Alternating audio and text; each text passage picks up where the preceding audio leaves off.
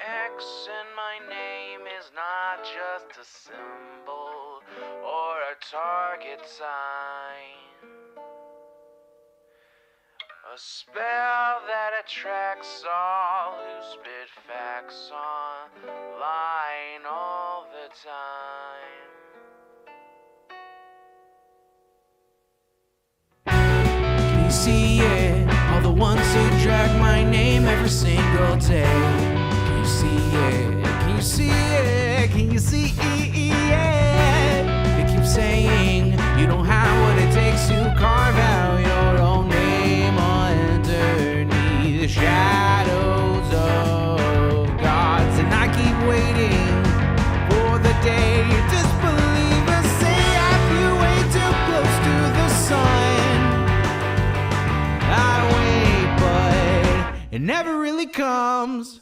The X in my name is not just a symbol or a target sign. A spell that attracts all who speak facts online all the time. The X in my name is not just a symbol or a target sign. A voice that compels all to rebel from all right shackled minds. Why do they just stand there against when they fall from the battles I have overcome? You feel it, feel the cold and the seething tone that they make while I stand up, man among gods. And I keep vaping with my mill, shooting ropes in my cold that faces towards the sun. They hate, but I'm sitting comfy with their mom. The X in my name is not just a symbol or a target sign. A spell that attracts all who speak facts online all the time. The X in my name is not just a symbol or a target sign. A voice that compels all to rebel from all that shackled mind.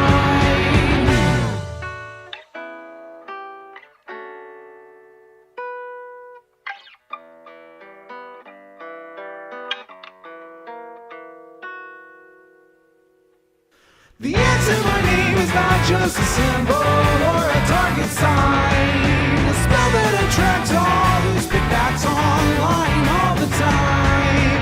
The X in my name is not just a symbol or a target sign. A voice that compels all to rebel from all right shackled minds. It's you and me, your mom, it's me. I'll take another hit from my name. You'll see now, watch me out now, punch your face now. Let me show you how.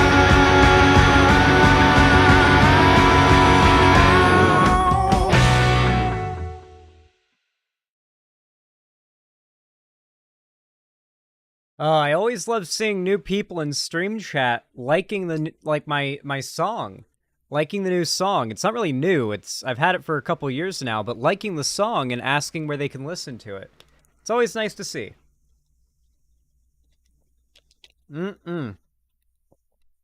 Good afternoon, everybody.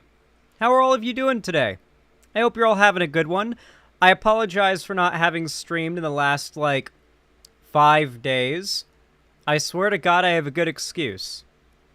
Me and my Discord server have been binge watching through all of Adventure Time and the HBO specials in preparation for last night's premiere, the night before last night's premiere of Fiona and Cake. And goddamn, was it good and was it worth the wait and the binge and all of that. It was a lot of fun.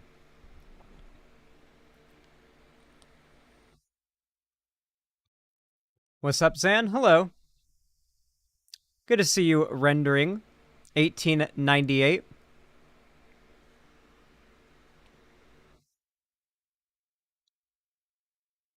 Fiona and Cake is a show for both casual and hardcore fans alike. Oh, yeah.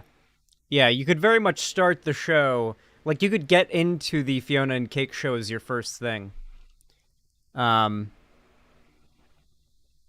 Adventure Time, Fallout 4, and FF14 Egg.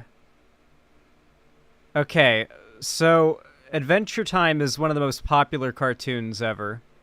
Fallout 4 is not the trans one. Fallout New Vegas is. And I haven't played or beaten I haven't played much of New Vegas, and I haven't beaten New Vegas, that's for sure. And yes, FF14 is a trans thing, but it's also very popular. So you fucked up the meme, Cryptid T.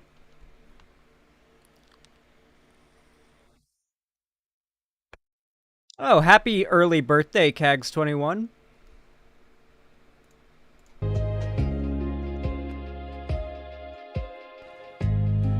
Yeah, probably Bluestone.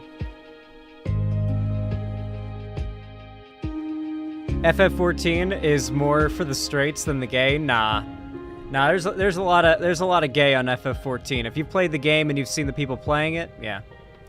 Zan, Vosh has abandoned Minecraft for Terraria. Zan, we need to Hytale pill him before it's too late. Well, Hytale is practically 3D Terraria more than it's Minecraft too. So that just means Vosh is more likely to like Hytale. Like, there's no reason to Hytale pill him before it's dropped. Like, when there's an announced release date and we're, like, creeping up on it and there's, like, some more, like, gameplay and stuff to watch, like they've dropped, say, a 15-minute gameplay video or something, that's when I'll Hytale pill him. Okay, by the way, is there a link or something you can give for the list of non-filler episodes and extra stuff for Adventure Time Binge? I couldn't do the watch party with you. Come on, you guys have Google. You have Google. I don't mean to be rude, but you can literally just Google Adventure Time watch list no filler. Like, seriously, I don't want to have to dig through my DMs to find the link on stream. But I'm on my phone? Then you don't need the link right now. What are you gonna do with the link when you're on your phone? It's a GitHub link.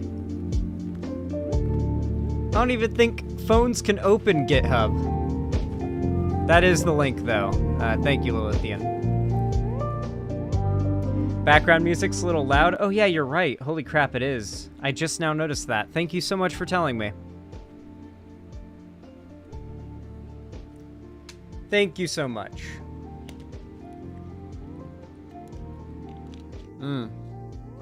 On the bright side, we'll be watch partying each new episode release of Adventure Time Fiona and Cake in the Discord, so you haven't really missed everything.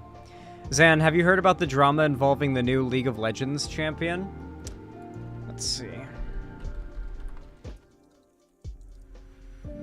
What's going on?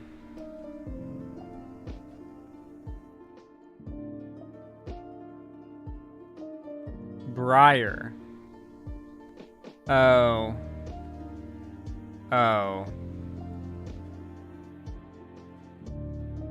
Yeah, I can guess why there'd be controversy around this character. Yeah, listen, you just have to remember, League of Legends players are degenerates. League is pretty much a drug, and thus being a League player is a disease.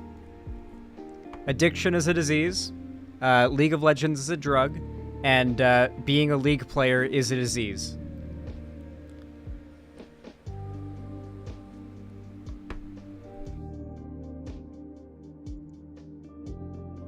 What's Hytale? Haven't heard of it yet. You're trolling, right, Elitha? You're trolling, right?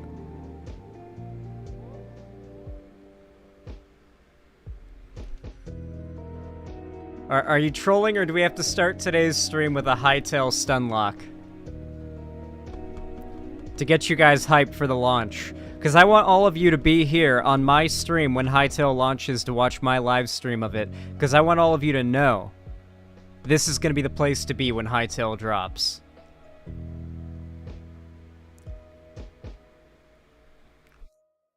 I've never heard of it. We'll watch the trailer really fast. The music that I've been playing in the background of my segments and streams, by the way, what I just paused, is a lo-fi remix of a few tracks from the Hytale soundtrack, which has already been released. At least part of the Hytale soundtrack has been released as, like, promotional material. And Slamma edited it into... YouTuber Slamma edited it into, like, a cool lo-fi beat. and so that's what I use in the background. You can find a link in the description to get the video that I use for my background music. Nope, Slamma, not Slammacow.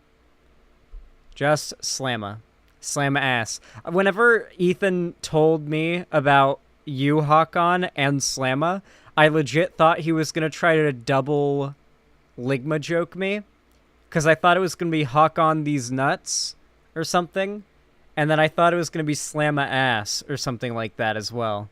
I thought both your names were going to be Ligma jokes. I'm sorry.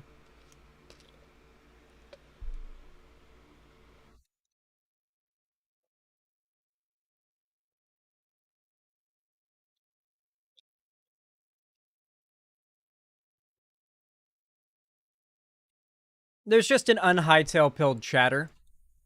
So, I figure we'll jam out to the trailer really fast and just leave it at that. Hold on. Long have we waited. Oh, so long have we waited.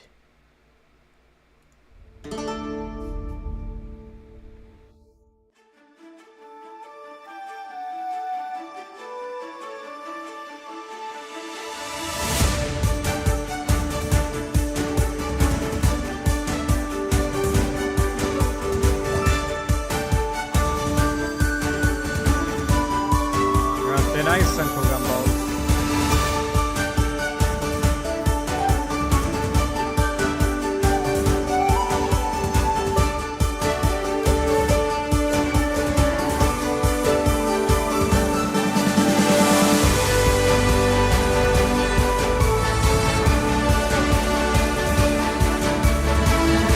Very perceptive, Xbox.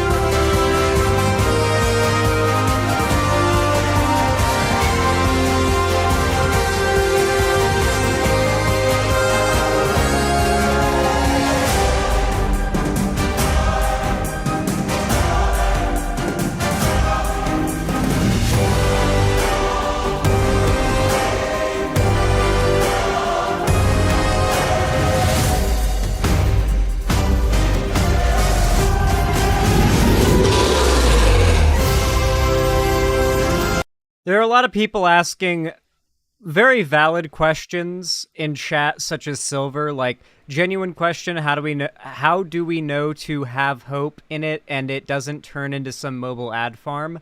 I understand the idea of a game that basically revolutionizes the concept of a game that Minecraft basically is, poorly executed, to be completely honest. It sounds too good to be true. Uncle Gumball, you're just gonna get banned. That's your second warning. I have a lot of faith in this team. For starters, the studio making this game are the people who run and started, along with like many new devs that have been hired, but like the base like team behind it are the people who created and run the Hypixel Minecraft server. Whether or not Hypixel is your type of Minecraft gameplay, you cannot deny the overwhelming success and the creativity that they have put into revolutionizing what is possible within Minecraft. What they realized was the game is very limited and it's hard to reach a ideal vision within another person's sandbox effectively. So they've made a bespoke engine, meaning they made an engine specifically for this game, unlike Minecraft, which is made spaghetti-coded in Java. This has a custom-made engine, is funded by Riot Games, but they have complete creative freedom. And on top of that, the team behind this game is, they're not, like, doing any crunch time. They're not doing, like, any insane developer, anti-worker, anti like horrible standards that the workers have to meet to get the game done. It's taking a long time, which is sad, but at the same time, it's like the alternative is crunch time. The alternative is like forcing devs to work 12, 13, 14-hour days to reach an arbitrary release date that's just meant to like make investors happy. There's no reason to do that if you want a good game. And they have the freedom to take as long as they want to make this game. Now, for the last few years, in preparation and hype for this game, me, Hakon, my friend Ethan, and a big handful of other Hytale, enthused content creators have hosted a charity stream within the Hytale community where we talk about Hytale, we get hyped for Hytale, we raise money, and we contribute that money we raise to Jacksepticeye's yearly Thankmas charity stream. Or charity like fundraiser he does. And so the Hytale devs notice this, and every year they come join the stream, like the CEO and a bunch of the devs come and join the stream, both in the voice chat with us as well as in the chat. And the first year we did it, it was just 20 of us, and we all got sent exclusive 3D printed Quebec minis. Mine is back in California because I couldn't transport it safely with all my stuff during my move up here, but I'm going to go back down and get it just that, because that is how much it matters to me, that I just want to make one trip specifically to transport that thing back safely, and like padding and a box and everything. But they sent me this custom 3D printed Quebec, a creature from the game, along with the rest. Hakon, I believe, has one. Ethan has one. And there's a handful of other people that has one. Quebec Connor. But this year, Hakon in chat basically gathered all of our signatures and put together this file and had this like laser etched and then put up. They put it and then had it sent to the Hypixel team, and they put it up in their office and included it in the new blog post updating us in the game's development. Look at that. My name in 2 places is up on the walls of the Hytale office. This is a team that literally plasters their office walls with fan art from like the fan base of this game that's grown massive before the game's even released. I really have a lot of faith in this team. I really, really do.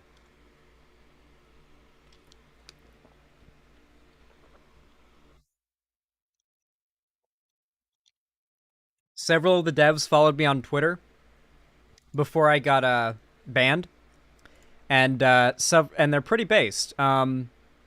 That like they've come into my chat and stuff. So like they've got good politics. They're base as hell. In fact, for those of you who are like, oh, this game seems like it's gonna fall through, in their recent blog post, they talked about how they went to Riot Studios in LA for a big like meeting, which is likely to talk about launching the game, and they were able to get most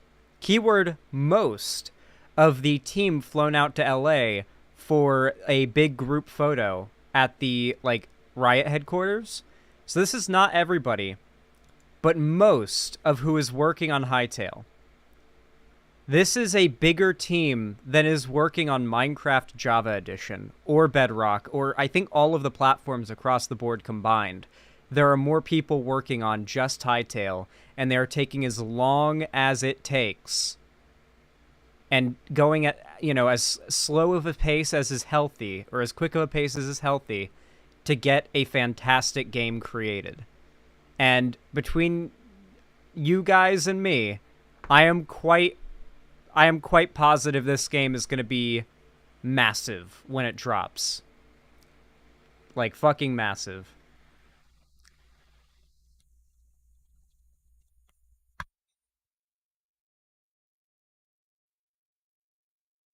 It sounds like gay people made it. I can confirm some gay people definitely took part in the creation of Hytale. I found the most shameless clip of all time. What is this, Jerry? What is this?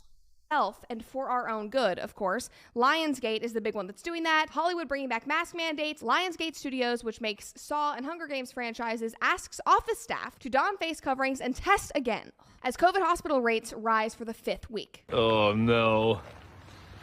Here we go again. Here we go again. You guys know what this means. 14 days, only 14. We're just precautionary. You guys know how we never did 14 days of, like, federal countrywide lockdown and mask mandates? We just never did that. But then the conservatives pretended like we did. And then now they're saying it's going to happen again, but it didn't work the first time, but we never did it the first time.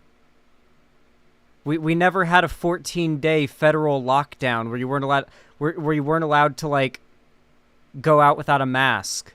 There were tons of businesses that enforced mask mandates on their own private property because they're allowed to do that, and they decided to do that for the health and safety of their employees, their merchandise, and just their bottom line. It is generally not good for massive corporations when a plague spreads across the populace and transmits in their businesses. But that's not the government enforcing that. There were state and town governments that enforced that, but at no point was there a federal mandate. Trump was in office. That never happened. Harry, again. And millions died, and millions more will die. And people like this will continue to laugh and goad it on. This woman wants you dead. That's why most conservatives want you dead. That's why they have fought tooth and nail to ensure COVID is capable of killing as many people as possible.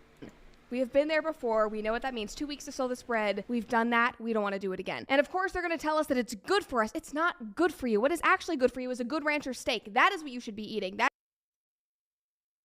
Nice. Cool.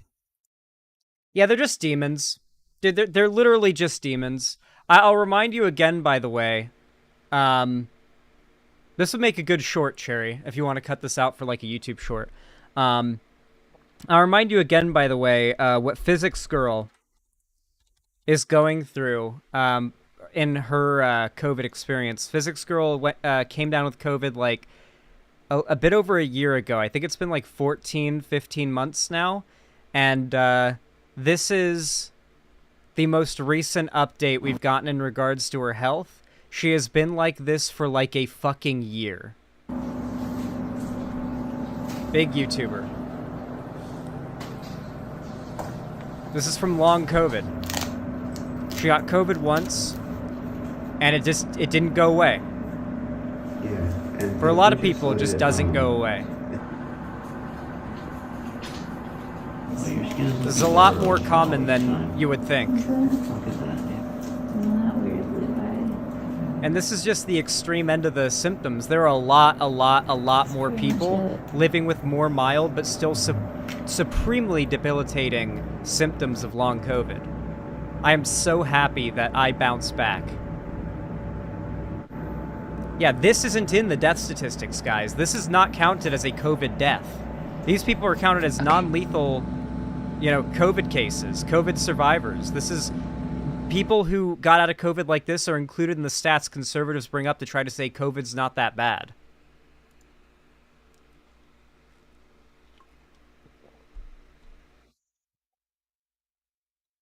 Well,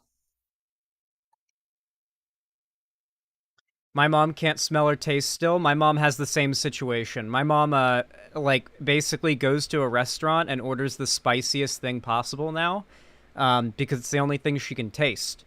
So, like, very strong, spicy or sour foods and drinks are what she eats and drinks now, just so she can have flavor, because she completely lost her sense of smell and taste, pretty much, from getting COVID when me and her got it.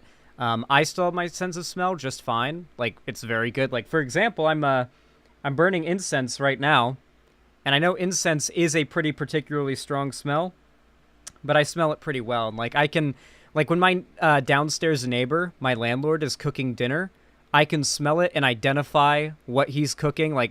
He's boiling crabs. That's crab. Or, that's a steak. He's making pot roast tonight. Or, ooh, he's making, some chicken. I can identify smells. I can smell it from, downstairs. I think my smell and taste has been unaffected by COVID, but my body got really fucked up by it.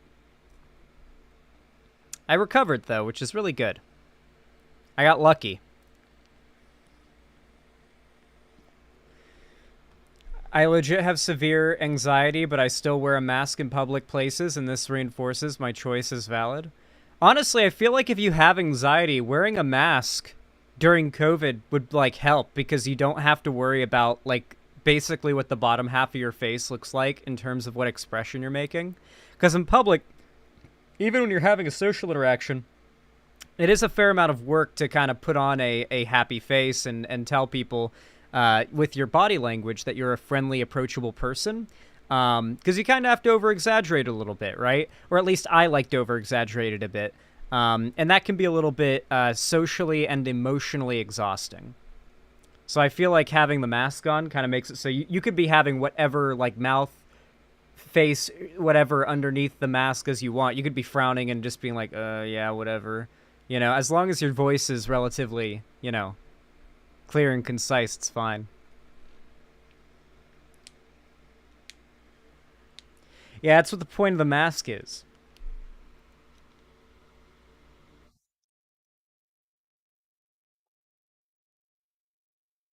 No APIC line goes all the way up to the heart. Oh yeah, that line.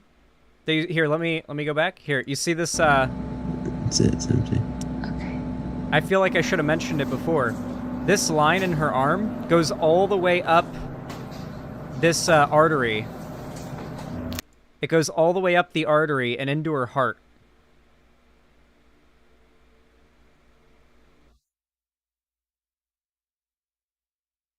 Yeah. Yeah, because, like, COVID does extreme damage to the heart. And in her case, it did such bad damage, she has to have a direct line of medication through... she has a line that has a port on it that they're putting medication into. It could be vitamins. It could, because it's going to her heart, it's probably medicine. And they're basically direct lining medicine to her heart. I thought it did extreme damage to the lungs. The heart is where it does the most damage. It can hurt your lungs a lot. It can leave you with bronchitis. It can do all sorts of bad things. It's given some people pneumonia. But the most common thing it damages long-term is your heart. And there's a good chance that every COVID patient ever has had pretty bad damage to their heart, and we just don't know that yet. Because how many COVID patients do you think have actually had close examinations and their heart done? It's just the cases where we have been able to examine, we found a pretty high rate of damage to the heart tissue in post-COVID patients.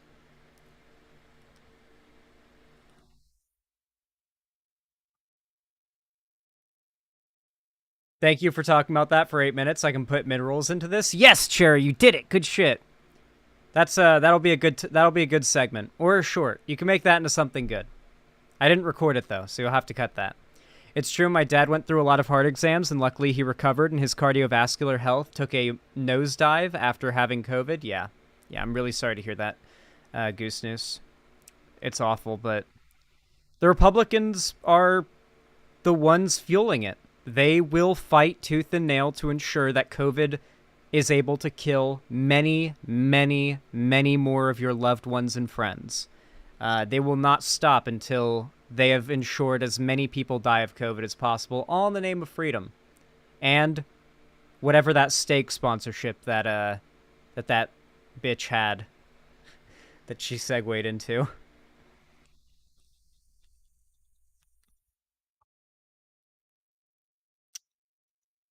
All right. T lost a lot. Thank you for the tier 2 sub. I really appreciate that. I'm going to assume that's a 1-monther, but thank you so freaking much. Thanks for the $10. I hope you enjoyed that sub. Said, oh yeah, back with the purple name. Also, I worked in a COVID lab for 2 years and then worked on a long-term COVID surveillance study. I feel your words. Well, I'm glad to hear that somebody, like, I feel like, I'm glad that somebody who is literally, like, worked in that, area hears what I'm saying and isn't like, oh, you have no idea what you're talking about, which is nice to know. I'm still pissed at getting it. I managed to dodge COVID like a freaking ninja, working all up in the faces of COVID patients. Then I got this new job and got COVID because some Fuckstick came to class sick and coughed on the back of my head. Oh, that sucks. I got it from going to get a haircut. And now I really need a haircut, and I'm, like, considering, what if I gave myself a haircut? What if I just bzzed it all away? What if? But I don't want to look like a skinhead, and I also know you guys, when I hit 100K, want me to go full white hair. But it's like, I also really need a haircut, but I also really don't want to get COVID again. What if I get a mask and I, like, pour a bunch of hand sanitizer into a bowl and I, like, dip the mask into the hand sanitizer to create, like, a gel effluvium throughout the fabric and along the surface, and then put that over. Obviously, I'm going to be inhaling a lot of fumes of rubbing alcohol. It's going to be very bad for me, but I think it'll definitely protect me from COVID.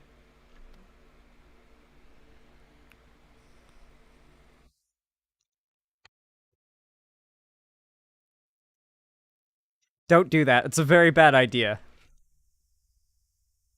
I think you should let it get floofier. No, I hate my hair. I really do. I'm not a big fan of it when it gets long. I like it really short. The more out of the way my hair is, the better. When it gets to the point where it's like now it's getting pushed down and like moved around and pulled a little bit by me having a headset on, it's like, okay, it's too long. This is too long. I like it like buzzed almost down to like pretty. I usually get like a number 4 guard like a buzzer cut along the sides, get the back kind of rounded out, and then I get the top scissor cut maybe twice as long as the sides. I like it pretty damn short.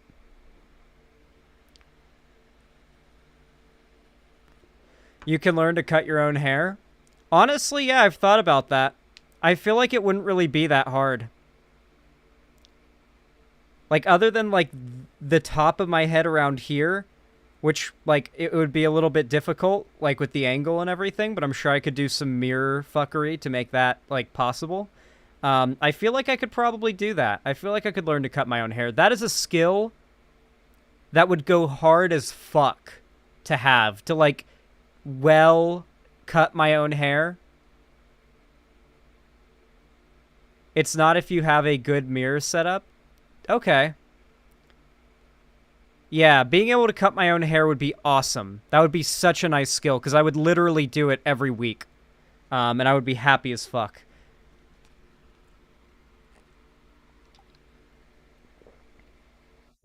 I live so close to many barbers, it's not even, like, that much of a walk to get to a place to get my hair cut cheap, too. It's just with COVID, and the last time I got COVID being from going to the barber, it's like...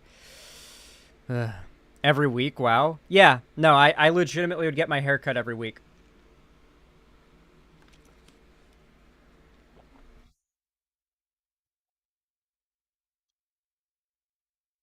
Xander Hall will legit have the shortest hair I've ever seen, then tell me, damn, I need a haircut, it's getting too long. Yeah.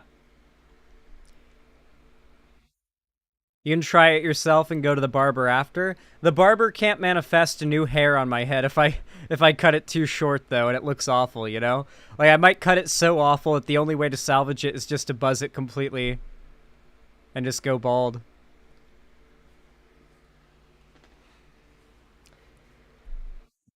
But yeah, thank you so much for the $10, T-Loss a lot. And then Cherry T21, thank you for the 5 tier 1 gifted subs. Thank you for the $25 dues. Gifted to Ollie with a B, Brisk Student O, Xbot 13, Njord Tostito Man 9000 as well. Says, hey Zan, are you going to be participating in the new official Classic WoW hardcore servers? Probably not the hardcore servers, no. I've already got my my guild on WoW Classic that I am currently just kind of taking a break from WoW Classic right now. Like, WoW is one of those games where you just, like, one morning you wake up and you have the twinge to play Classic WoW and you, like, obsess over it for, like, a month and then you take a break again. That's just at least how I play it. So, you know, it's just one of those things. I'm waiting for my next, like, wake up in the morning and I have, like, an unquenchable urge to play WoW, you know? It happens. It's just one of those things. It's just a cycle. Right now, I've just got that, do you have the Asmongold trash pile desk? Oh, no, not at all. I haven't been playing WoW. But with that said, though, no WoW hardcore. I've already got my character and my whole thing on a normal server. It's like a PvP one. But yeah. P.S. Donos will slow down. Birthday vacation is a month away. No problem, Jerry T21. Thank you so much for your kind support. And then Cags21, thank you for the $5 donation. I really appreciate it. It says, can turning 22 tomorrow. Hope all is best. 19 days until I start my new job. Well, congratulations on turning 22 tomorrow. Happy early birthday. And also congratulations on soon starting your new job. I hope it goes well for you. I hope you get paid well. Avatar fan, thank you for the tier 2 sub. I really appreciate it. For the and thank you for the presumably $10. Says just learned how to get your chat. Love your streams. Is it really hard for new viewers to figure out how to get to the website chat? Thank you so much for the dono. But people who are watching right now and don't know how to get to my proper website chat you see on screen, the one that I read, there is a pinned message at the top of YouTube chat with a link.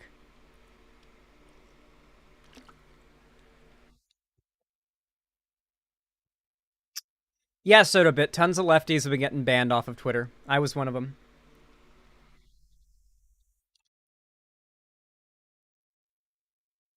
It's a permaban too. You have no recourse to get unbanned. Or at least I don't. The Dark Canuck, thank you for the 1 month membership. I really appreciate that. That's very kind of you. Said, caught a 17-pound salmon at the Derby today. Share my prize. That is the most Canadian shit ever besides I met him at the lodge. Thank you so much. I really appreciate it. That's pretty dope. That is awesome. Man, I love fishing. That also spells MILF if you just, like, cut out the first letters of each word.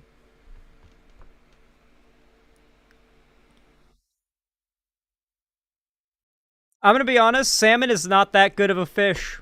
I'm not that much of a salmon guy. I really like tilapia. And, like, shrimp is really good. Oh, God. Guys. Guys. One more brief stun lock before we get into segments, okay? Though it's not too much of a stun lock. I'm going to Florida for a quick trip soon. And, I'm gonna be, like, going to places I haven't been to in years. Since I was, like 20. And I moved out of Florida to go to California. And one of the places I'm going to go is possibly my favorite restaurant that ever was, ever. And it's called The Freezer. All right?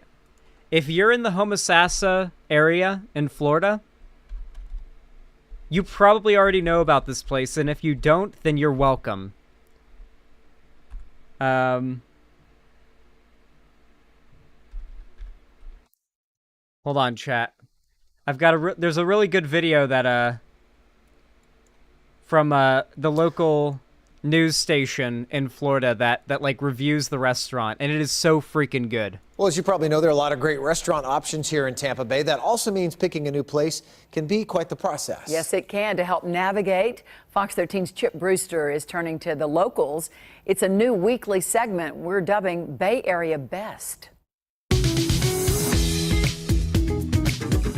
Oh yeah, Elon banned me from Elon banned me from Twitter because I refused to post child porn.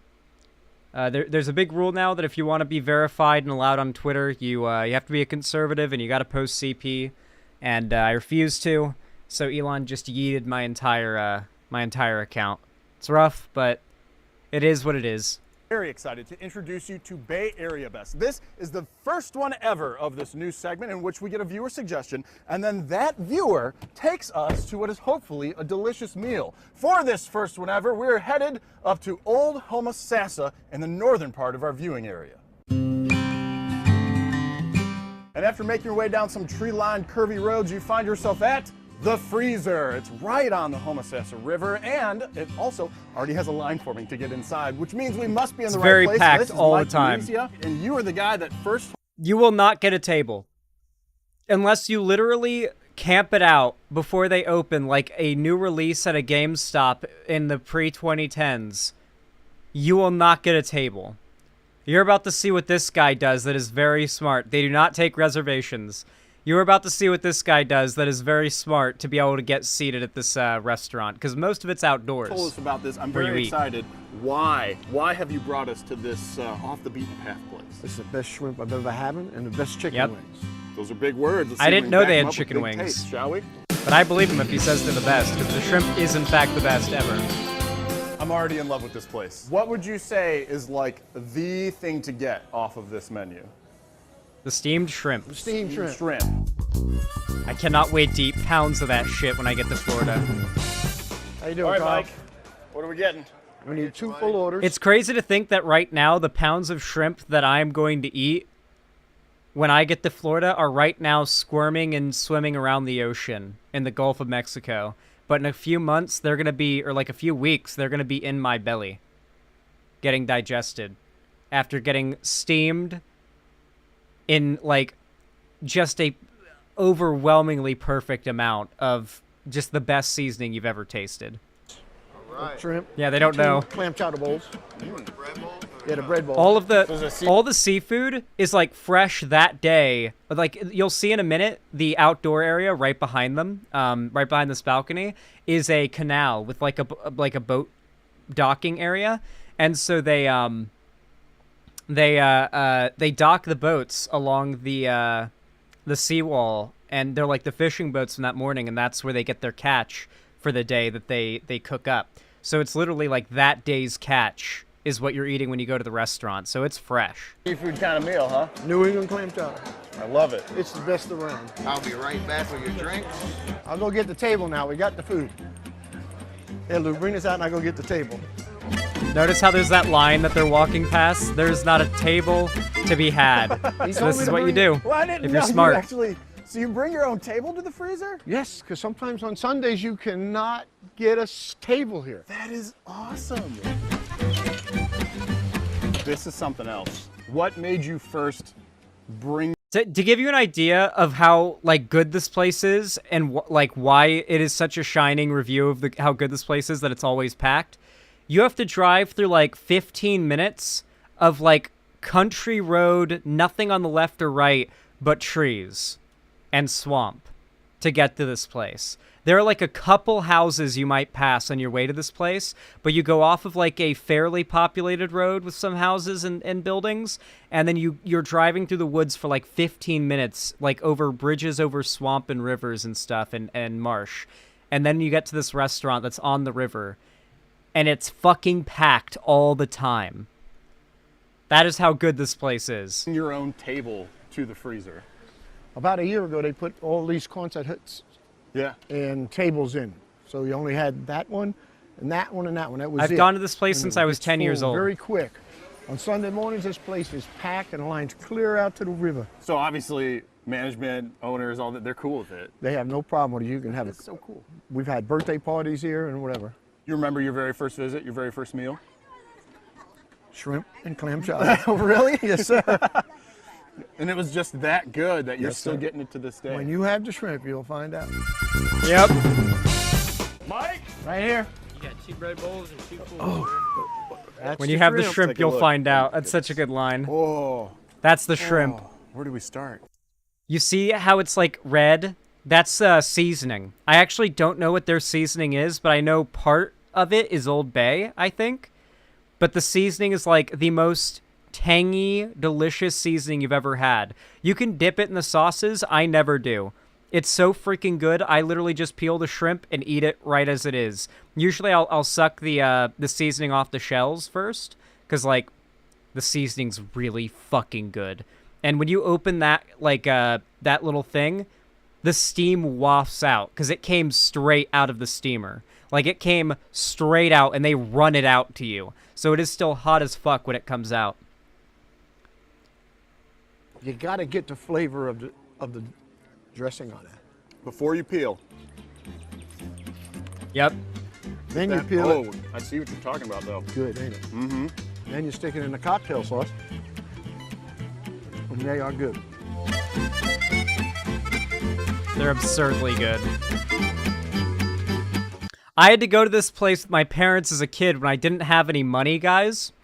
And so, like, when I wanted, like, another pound of shrimp to eat, because it's that fucking good, my parents would be like, it's $25 for your pound of shrimp. I'd be like, damn it. But now, I'm gonna go there and I'm gonna eat as much shrimp as I fucking want. You better believe it.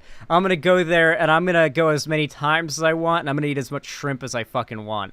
Because I have missed this place a lot. I think what I find most interesting about this place, as good as the food is actually the history side of it, though. How it didn't start out as a restaurant. It started out as an active seafood market, where crab catchers and fishermen would bring their catches in and sell it there. And the freezer, which is the restaurant, was just where the bait was. Those are dollar bills up on the wall. Mm-hmm. Mike, I am so happy that this is our first Bay Area Best. Good. Because it is just the perfect representation of what we want out of this segment. Great place, great food, and great people to bring us there. Thank you, sir. No, thank you. Thank you, Mike. Motherfucker just put his, like, dirty-ass fingers right on the whole paper towel roll. I hate people who do that. You can always tell when someone's done that, so I always bring my own paper towels. This is the kind of restaurant where you go there and you bring a picnic set, essentially. Like, you bring your table and your chairs and your, like, blanket to put out and your paper towels and your napkin. Well, I think you get napkins there, but, like, you want to bring, like, hand sanitizer and whatnot. There's not, like, I think there's a bathroom. Yeah, there's definitely a bathroom, but it's not, like... obviously there's a bathroom, but it's not, like, it's out of the way, like it's on the opposite side of the building and you'd be eating all the way out in the back. So it's like you would probably want to bring like hand sanitizer and all sorts of stuff. Like you'd go there prepped for a picnic just without the food. A lot of Florida restaurants are like that. Do they have lobster? I'm pretty certain they do. My go-to has always been the steamed shrimp, though. It's so fucking good. I can't get enough of it. And now I haven't had it in like 5 years, and I am craving it badly. Oh, and another thing. When I'm in Florida, expect a lot of my uploads to be phone videos, like what I did on my porch for a while in California, and on my way to Washington on the road trip, where I would just like get out my phone and record like me talking about a particular topic. Or responding to something, and then Cherry would edit it and upload it as a video. You guys seem to really like those videos based on like the comment feedback, so I imagine you guys won't complain much, but I'll be in Florida, up in the swamp, and in all sorts of new to you guys, but very much not new to me, familiar to me, Florida environments. It's gonna be neat. Take a selfie with the DeSantis guy? I'm not gonna take a selfie with DeSantis. I hate when strange foods are expensive. The glory of asserting dominance over ocean creatures is in the future for now. Yeah, we do really need to just, like, dominate the ocean like we did the land. You missed the hurricane, thankfully? Yeah. Zan gator hunting stream? Would you guys watch that? Would you guys watch that if me and my uncle just went out gator hunting? Would you guys watch a live stream where it's me shooting alligators in the head? Because that's like a legal thing you get a permit for, and you go out there. You can either do it with one of those sticks that's like basically a gun, but it's like a one-shot stab and it goes off into the alligator's head. What my uncle always does is he just brings his Glock, and he just shoots it in the head whenever he like dredges it up from the bottom. Because you get them caught with like a loop around the neck, and you bring them up to the surface, and then you pop them in the head. Instant humane death, and then you bring them home, you skin it, you put a lot of meat and everything.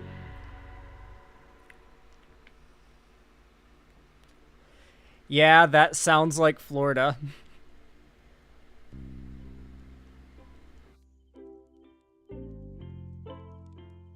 What are the good... Why do people come into YouTube chat with the audacity to ask me specifically for them to explain to them what one of the topics of my title is, so that they can leave and not watch the rest of the stream. And the whole topic gets spoiled for everybody else. Like, it's one of the craziest things I've noticed as a streamer. It's like a bizarre level of audacity that I feel like I could never imagine having to go into a live streamer's chat and like go, hey, stop what you're doing right now and explain to me.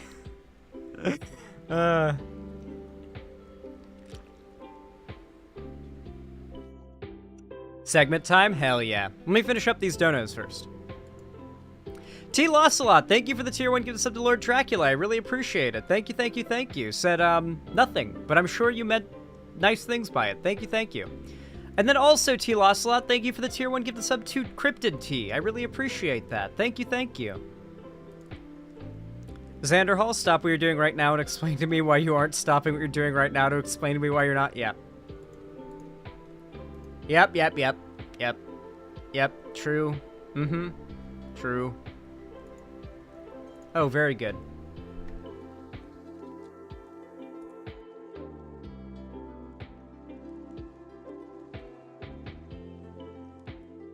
Like, right before stream started, my Opera GX crashed for absolutely no fucking reason.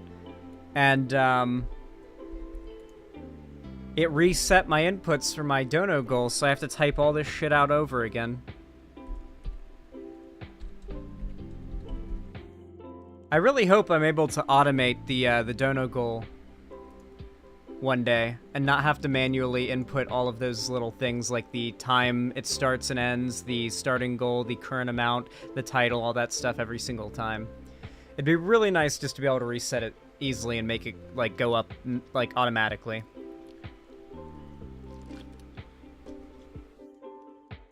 Quail Fund, more like Steamed Shrimp Fund, am I right?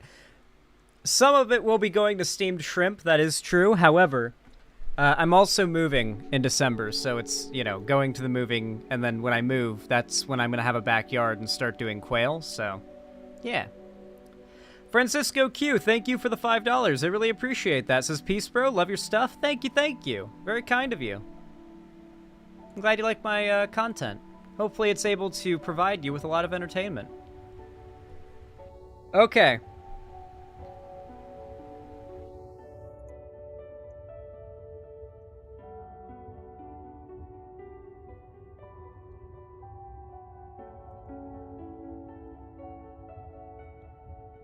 You all know what to do when I say action, right?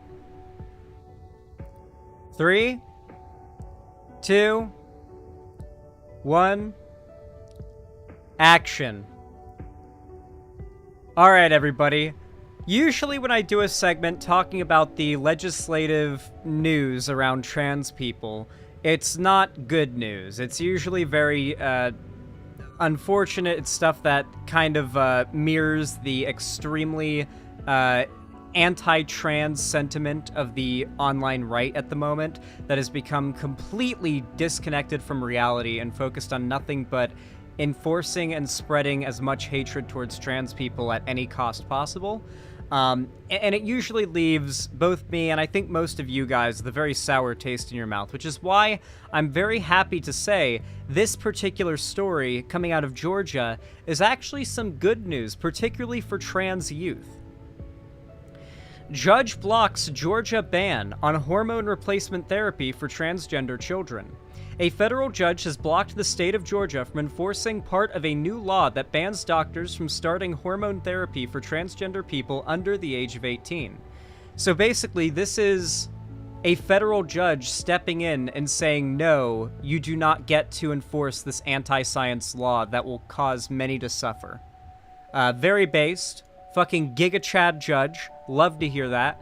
And this is a very important precedent that's been set. A very good and very important precedent. In a ruling issued Sunday, U.S. District Court Judge Sarah Garathi, I assume is how it'd be pronounced. I think the G is probably silent. Granted a preliminary injunction sought by several transgender children, parents, and a community organization in a lawsuit challenging the ban. The imminent risk of irreparable harm to plaintiffs following from the ban, including risks of depression, anxiety, disordered eating, self-harm, and suicidal ideation, outweigh any harm the state will experience from the injunction, the judge wrote. That is such a great way to put it. the imminent risks of irreparable harm to the trans children outweigh any harm the state will experience from me shooting down this ban. What a great way to word it. And of course, listing all of the horrific things that trans people have to go through, particularly worse if it's, you know, in a situation where they don't have access to gender-affirming surgeries and care. Guragthi said her ruling will block enforcement of the ban on hormone replacement therapy until a further court order or a trial. We are disappointed in the judge's decision and plan to immediately appeal to protect the health and well-being of Georgia's children, said Kara Richardson, a spokeswoman for Georgia Attorney General Chris Carr. The Georgia law, Senate Bill 140, allows doctors to prescribe puberty-blocking medications, and it allows minors who are already receiving hormone therapy to continue, but it bans any new patients under 18 from starting hormone therapy. It also bans most gender-affirming surgeries for transgender people under 18. It took effect on July 1st. Guragthi's ruling was an incredible victory for Georgia families, attorneys for the plaintiffs said in a statement. The American Civil Liberties Union of Georgia, the Southern Poverty Law Center, and the Human Rights Campaign Foundation, and the law firm O. Melvini and Myers are representing the plaintiffs. The law unapologetically targets transgender minors and denies them essential health care. True, they said. The ruling restores patients' rights to make medical decisions that are in their child's best interest, actual parent rights, by the way, and rights for the kid, rights for the actual people, unironically, but the right isn't actually in favor of rights, ironically enough. They just like to virtue signal about how they are. Including hormone therapy for their transgender children when needed for them to thrive and be healthy. At least 22 states have now enacted laws restricting or banning gender-affirming medical care for transgender minors, and most of those states face lawsuits. A federal judge struck down Arkansas's ban as unconstitutional, and federal judges have temporarily blocked bans in Alabama and Indiana as well. A federal appeals court on Monday lifted the temporary injunction against Alabama's law, allowing the state to enforce a ban on the use of puberty blockers and hormones to treat transgender children. That ruling by the 11th U.S. Circuit Court of Appeals could also imperil Guragthi's decision. Doctors typically guide children toward therapy or voice coaching long before medical intervention. At that point, puberty blockers and other hormone treatments are far more common than surgery. They have been available in the U.S. for more than a decade and are standard treatments backed by major doctors' organizations, including the American Medical Association and literally dozens of others, as well as many that are not American organizations. A lot of European medical organizations, too. The plaintiffs in the Georgia lawsuit did not ask to immediately block the surgery ban, which remains in effect. During 2 days of hearings earlier this month, Guragthi heard conflicting testimony about the safety and benefits of hormone therapy to treat adolescents with gender dysphoria, the distress felt when people's gender expression does not match their gender identity. Experts for the family said the benefits of gender-affirming care for adolescents are well established and profound. State government experts raised concerns about the risks of hormone treatment and the quality of studies establishing its effectiveness. In her ruling, Guragthi said witnesses for state health officials set a very high bar for evidence of hormone therapy's benefit and a low bar for evidence of its risks. She noted that experts agreed that prolonged use of puberty blockers was harmful to a person's health and inadvisable. For the transgender children, well, because they're not made for long-term use. That's not what puberty blockers are for. They're, like, by definition, puberty blockers are a temporary thing, but, I mean, there's no argument there. For the transgender children in the lawsuit, time is of the essence, she wrote, and SB 140 could cause them to suffer heightened gender dysphoria and unwanted and irreversible puberty. So,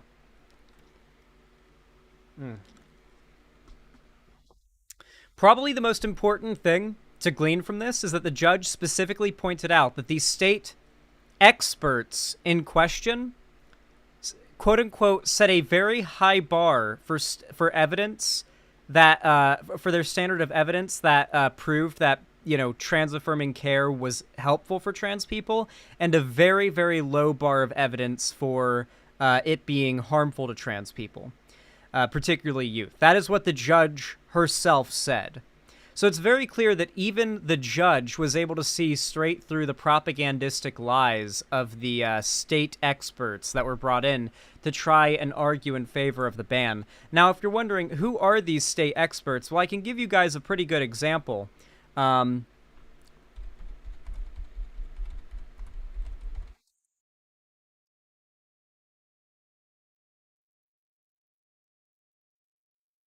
So here's a good example. Interview excerpt with Kansas Attorney General, or Arkansas, sorry, not Kansas. Arkansas Attorney General Leslie Rutledge with Jon Stewart. I think this is a pretty good breakdown of what the experts are saying within the government, quote unquote. Because she basically uses that same argument in this video. Here, just check this out and you'll know exactly what I'm talking about. The types of people pushing for these bans are this woman. This woman is one of the people pushing those bans in Arkansas. So this should give you a good idea of what their argumentation is like when met with someone who's actually brought science and facts to the table.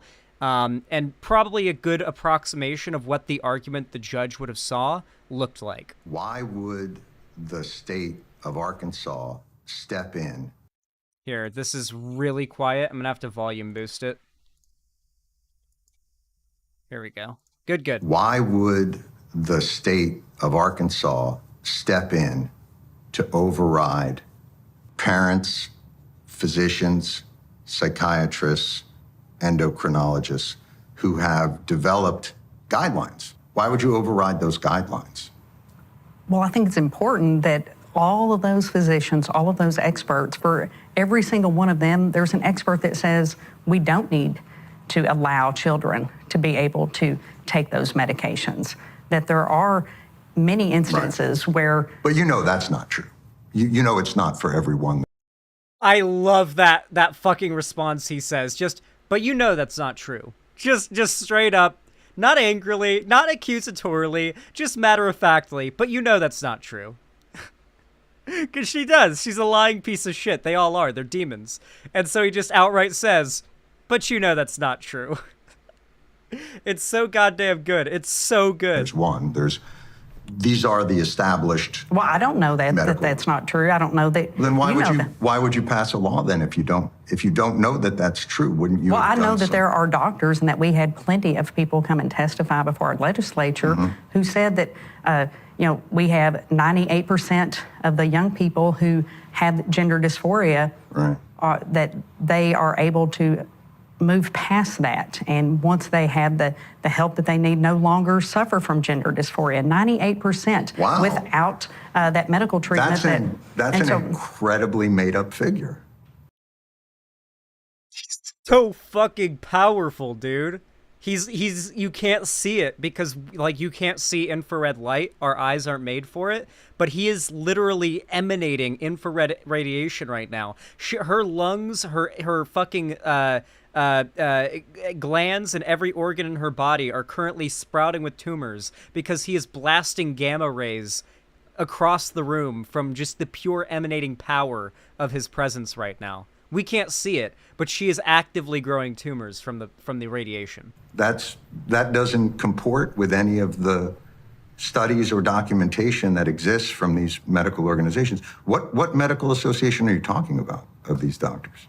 Well, we have all of that in our legislative history, and we'll be glad to provide that to you. I don't have the name of that off the top of my head. No, he's blasting all spectrums of radiation. You don't understand. It's just pure power. My head, I know it's something that you don't have the name of the organization that you're getting that information? off the top of my head. Oh, okay. But yes, we have all of that cited in all of our briefs. You're suggesting that protecting children means overriding the recommendations of the American Medical Association, the American Association of Pediatrics, the Endocrine Society. We don't have enough data. Where's the full list? It's not the full list, but it's a much longer one. Here, let me see.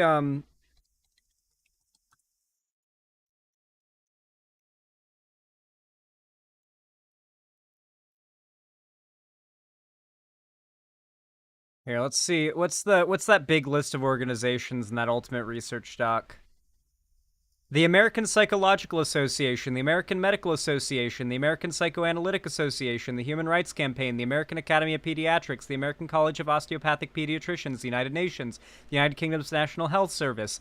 Yeah. Yeah, that's quite a bit.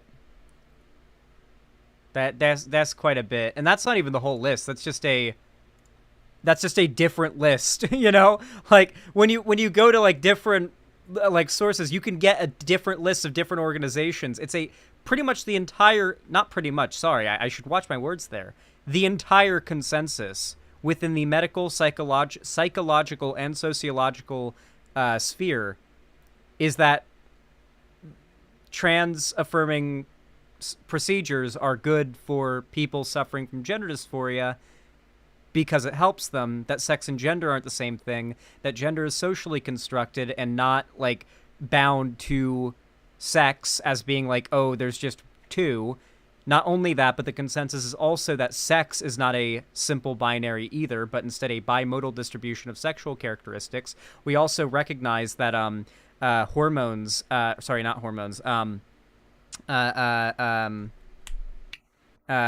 chromosomes are far more complicated than like we initially would have believed, or at least you would have initially thought if you just kind of learned about, you know, XY chromosomes and XX chromosomes in like your normal like middle school classroom. Like you learn about like Mendel and like the P's or whatever. And you're like, whoa, okay, so that's how genetics works. Okay, that's honestly pretty simple. It's like one of those like 4 ways swap 'em up games, right? It's like it seems pretty simple, but then in reality, if you get to any advanced form of any research or discipline that studies the way of the world, whether it be math, physics, science, whatever it may be, you come to find it's a lot more complicated than you were ever led on to believe in your earlier education on the topic. Like the Punnett square, yeah. In this case, they're basically relying on most people's education on sex, gender, sociology, and all of these things to basically be stunted at around middle school, which is the case for a lot of their voter demographic who probably haven't been to school in a very long time. And not only that, but you know they don't want the truth being taught because in places like Florida, they're actively banning across the entire state the teaching of advanced placement psychology. Because if you take an advanced placement psychology class to get the college credits, you have to learn that sex and gender aren't the same thing and that there aren't just two genders and that sex isn't just a binary. That's part of what you learn in AP psychology. And because that goes against the conservative values that the states controlled by Republicans want to instill in kids, they're banning the entire class. It's almost like the world is more complicated than just A and B. Almost like that's the case, huh? We don't have enough to show that these drugs are effective and that these children are better off, and that we should encourage have enough, these. Or it's not enough for you. Let me try and flip it a different way and see if maybe this can help. In Arkansas, if you have pediatric cancer, and obviously we all want to protect children, I think we established that earlier, whose guidelines do you follow for pediatric cancer? Well, I think if my child, who is 4, if I was faced with that terrible decision, then I would be speaking to my doctor. And if my doctor recommended something that I disagreed with, then I would get a second opinion. And that's what I believe that these parents need to make sure that they're encouraged to get numerous opinions when they're talking about an irreversible. So the scenario here would actually be she takes her kid to the doctor. The doctor's like, yeah, your kid has cancer.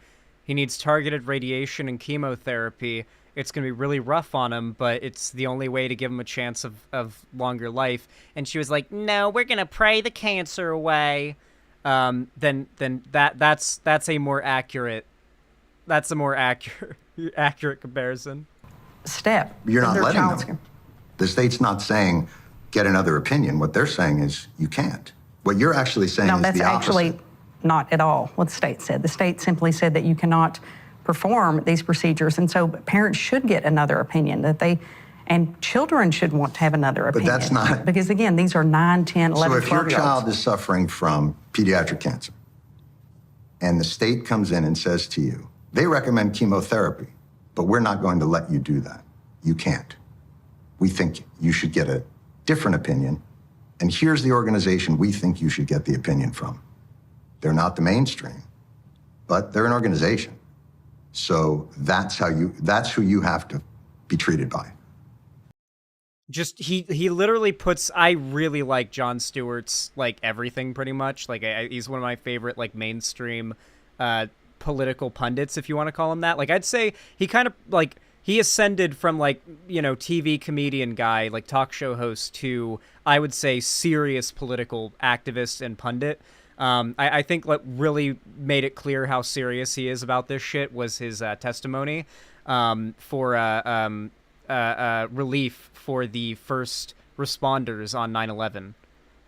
Like he was legitimately crying while giving that testimony. It was like 30 minutes of testimony where he's just grilling the people, the legislators up on the stage. And the funniest part as well is most of them aren't there. It's an empty room. So he's saying shame on you for not even being here. And it's, you know, all on live TV as well. You can see the empty chairs with the plaques with the names of who didn't show up, who isn't there, as the camera pans over as he's saying shame on you for not fucking being here. So cool.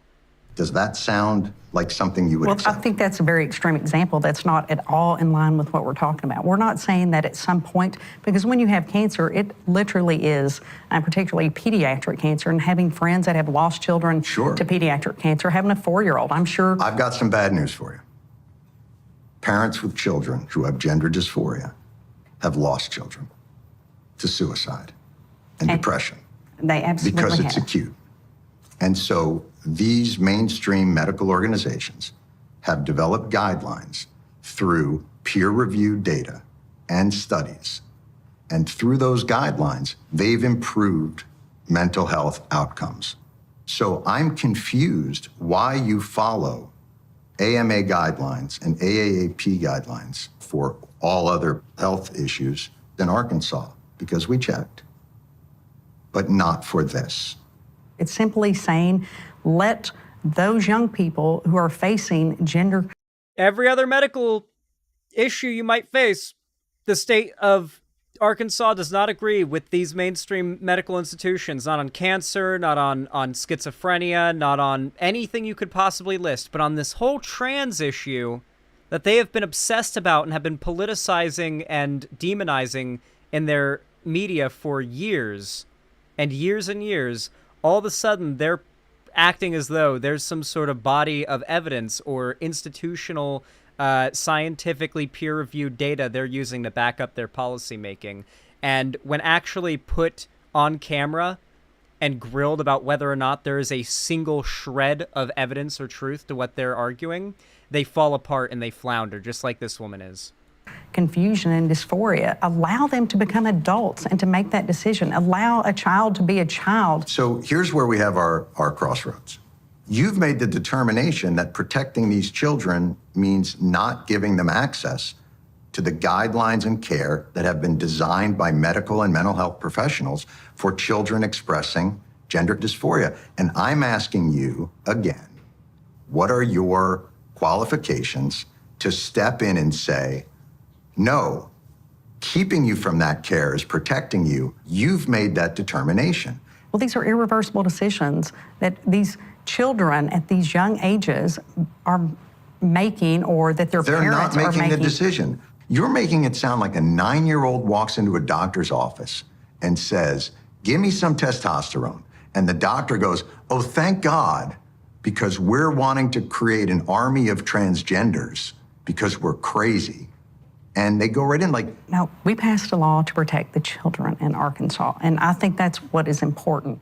Again, the medical community disagrees with you that well, that's not all of the children. medical community. Who doesn't? We have had experts testify here in Arkansas. Okay, from what medical organizations? Well, we have all of those in our briefs, and I apologize that I wasn't prepared to have a Supreme Court argument today in front of you, but we are going to have arguments on this case when the time comes.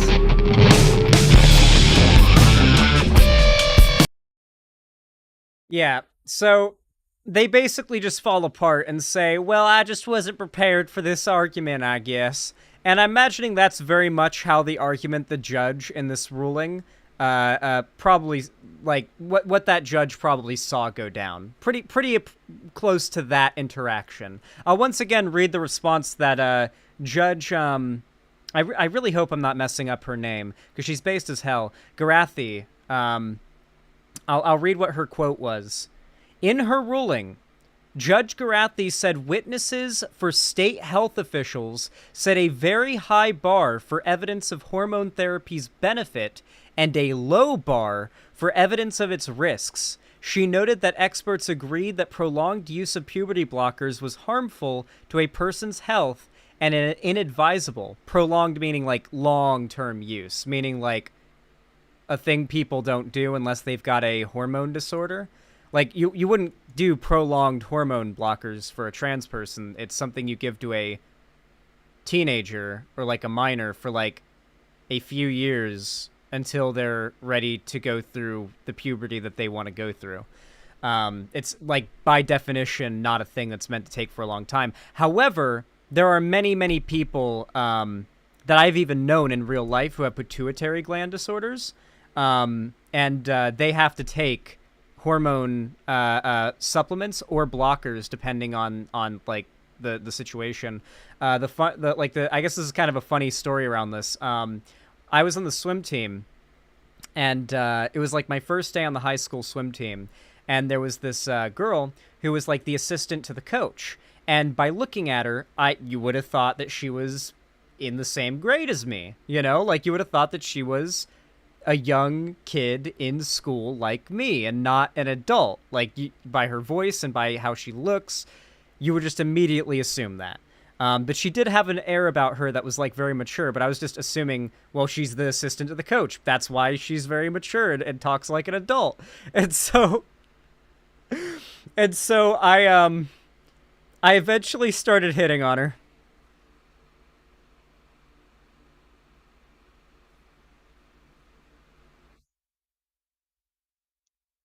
I was about 15, 14, I don't remember.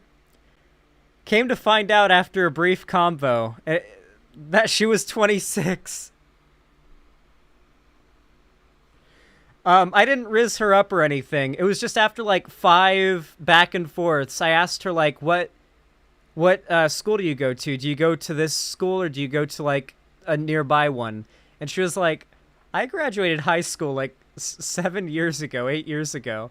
I was like, how old are you? And she explained that she had like a pituitary gland thing that made her look, you know, like she was 16 or something. And I was like, holy shit.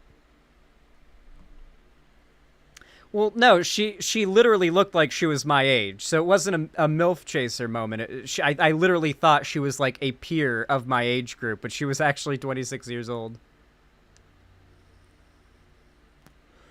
So yeah, pretty funny story. But like, yeah, she would take medications like this, but as a cis person, there would be no politicization of that medication and her taking it, and so it wouldn't be a problem. It wouldn't be banned. But because trans people, much like gay people and literally every other LGBT demographic before, have been so heavily politicized, the right has a strong incentive to try and ban the existence of trans people legislatively, at least as much as they can within, like, practical reason. Yes, they're doing the same thing with abortion, exactly.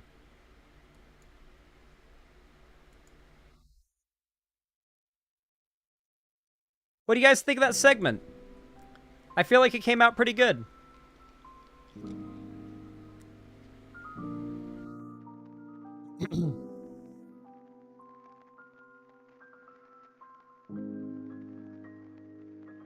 Nice. Baller segment. Thank you, guys. I'm glad you guys liked it. Have I done the Fiona and Cake review yet? I haven't. Actually, Apillo, would you want to get in a call and do a duo review of the show? I would invite Balth, but Balth has like 2 words to say on the show, so I assume it should just be you and me, right, Apillo? Fuck yeah? Okay. I'll call you.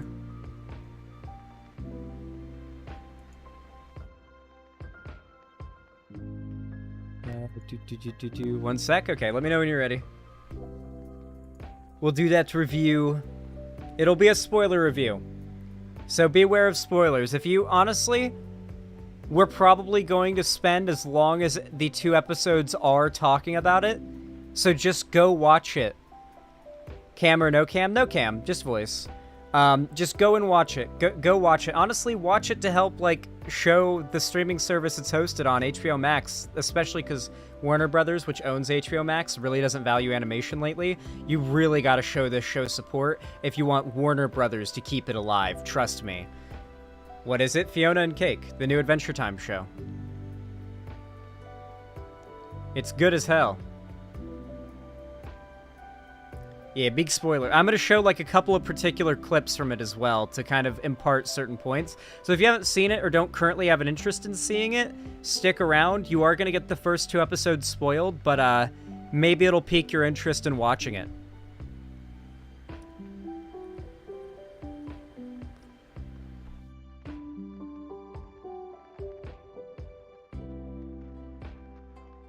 Nice, that thing in Unit B.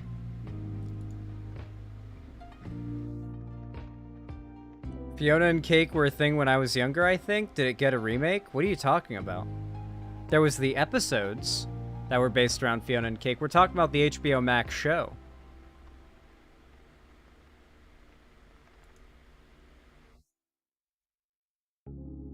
Slashy, thank you so much for the tier 2 sub. I really appreciate it. Said basically neoliberal Democrat advertising versus grifter Republican advertising. Thank you, thank you. Let me check this link out. Thank you. This is gonna be copyrighted. I can't. You can't send a 4-minute clip of a TV show to me and be like, watch this. I can't. I'll get literally my stream will get taken down. I'm sorry. Also, I gotta call a pillow.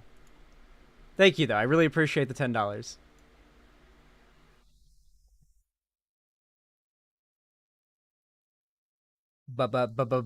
Can you hear me, a pillow? Yes, but stream cannot. I have to set it to a pillow. There we no, come on, a pillow. There we go. Try talking. Howdy. Nice. There we go. I think you should be try saying like a sentence, and I'll see if it peaks too much into the red. Heat from fire, fire from heat. No, yeah, it doesn't peak much. Yeah, we're about the same volume. Perfect.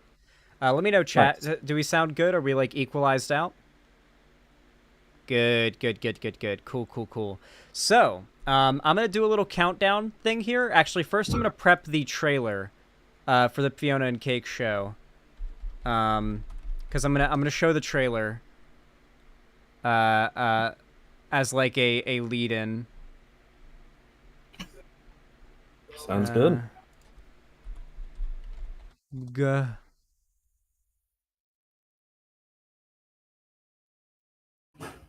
Here it is. All right. Yep. So, let me do the countdown.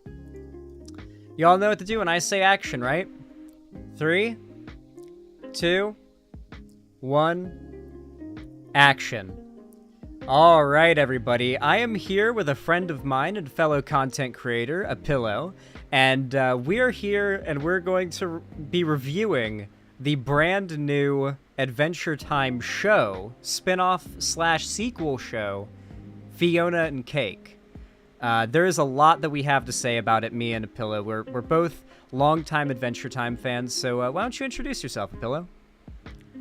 Yeah, so I'm assuming people who watch your channel should probably know me. I'm Apillo. I am a smaller lefty streamer. I do a couple of debates, do some goofs, do some gaffs, and you can find me at just a pillow on YouTube with a space between A and pillow. Been watching Adventure Time since I think the show came out when I was 4 years old, going on 5. I've loved it ever since, and I mean, I'm sitting here now, 18 years old, getting ready to, I guess, review a new series with you. So, yeah. Yeah, it's crazy. It's one of those shows that kind of grows up with you. You know, like you grow up with it and it grows up with you, and you almost don't notice it at the time because it feels like I didn't notice it until like we did our big rewatch, and especially in the early seasons, like how different it is to like the later seasons that I'd become accustomed to, and how like steady the sort of switch the show did to a more serialized format away from the episodic format. How like it's a lot more stark when you watch a back-to-back like filler cutout binge list like we did the last like 5 days, and God, it really is some insanely good storytelling for a kids show. And I know it's not like entirely for kids. It's obviously always had very broad adult appeal, mostly because of how deep the storytelling is and how like dark the subject matter could be. But one of the things that I feel, and I think you'll agree, has always kind of weighed the show back, despite our mutual love of it, is the fact that it was a show that had to appeal to kids. This is where I'm going to drop a big spoiler warning, because we're just going to be like freely throwing out spoilers about the new Fiona and Cake show at this point. So, the new show gets announced, and one of the biggest headlines that goes along with it is that it's going to be age ratinged up. That it's going to go from the normal TV PG rating that the show has had since, I guess since it started, up to TV 14, which is like akin to, I guess, South Park or Family Guy or whatever, right? Yeah. Now with blood and gore and stuff, yeah, and swearing, which is pretty cool. It's, and obviously the subject matter itself feels a lot more mature as well. The general topics that are covered, the main character is very much going through a time in their life that I think a lot of early to mid 20s and maybe even into their 30s viewers are going to be able to relate to. And then on top of that, what I really appreciated about the show was how laid back it is. I don't want to talk for too long without letting you go, Pillow, but I want to finish this point. The show is absurdly laid back, and you wouldn't glean that from the trailers at all, but compared to Adventure Time, which felt like there always had to be a made-up word or a joke or some little random moment roughly every minute, like every 60 seconds to 120 seconds. In this show, there are funny jokes, but they mesh well with the scene in a casual and laid-back way. It's not over the top, and it's not very cartoony. It feels like the world of Adventure Time, but it feels like we're seeing it through the lens of, well, here's a big spoiler, adult Finn. I'll let you go, Pillow. I mean, definitely on the aspect of the show feeling more laid back. The thing that I really got from it, especially from the first episode, which I don't know if you've watched a series that I'm about to compare it to, but it was made by someone who worked on Adventure Time before she made it. But it felt a lot like being Puppycat to me, where there are chill, laid-back sections that are just kind of watching the life of someone who's sort of new into adulthood and being independent. And then we get tossed into this fantastical world where it's just weird fantasy stuff. And I mean, I really like that bit.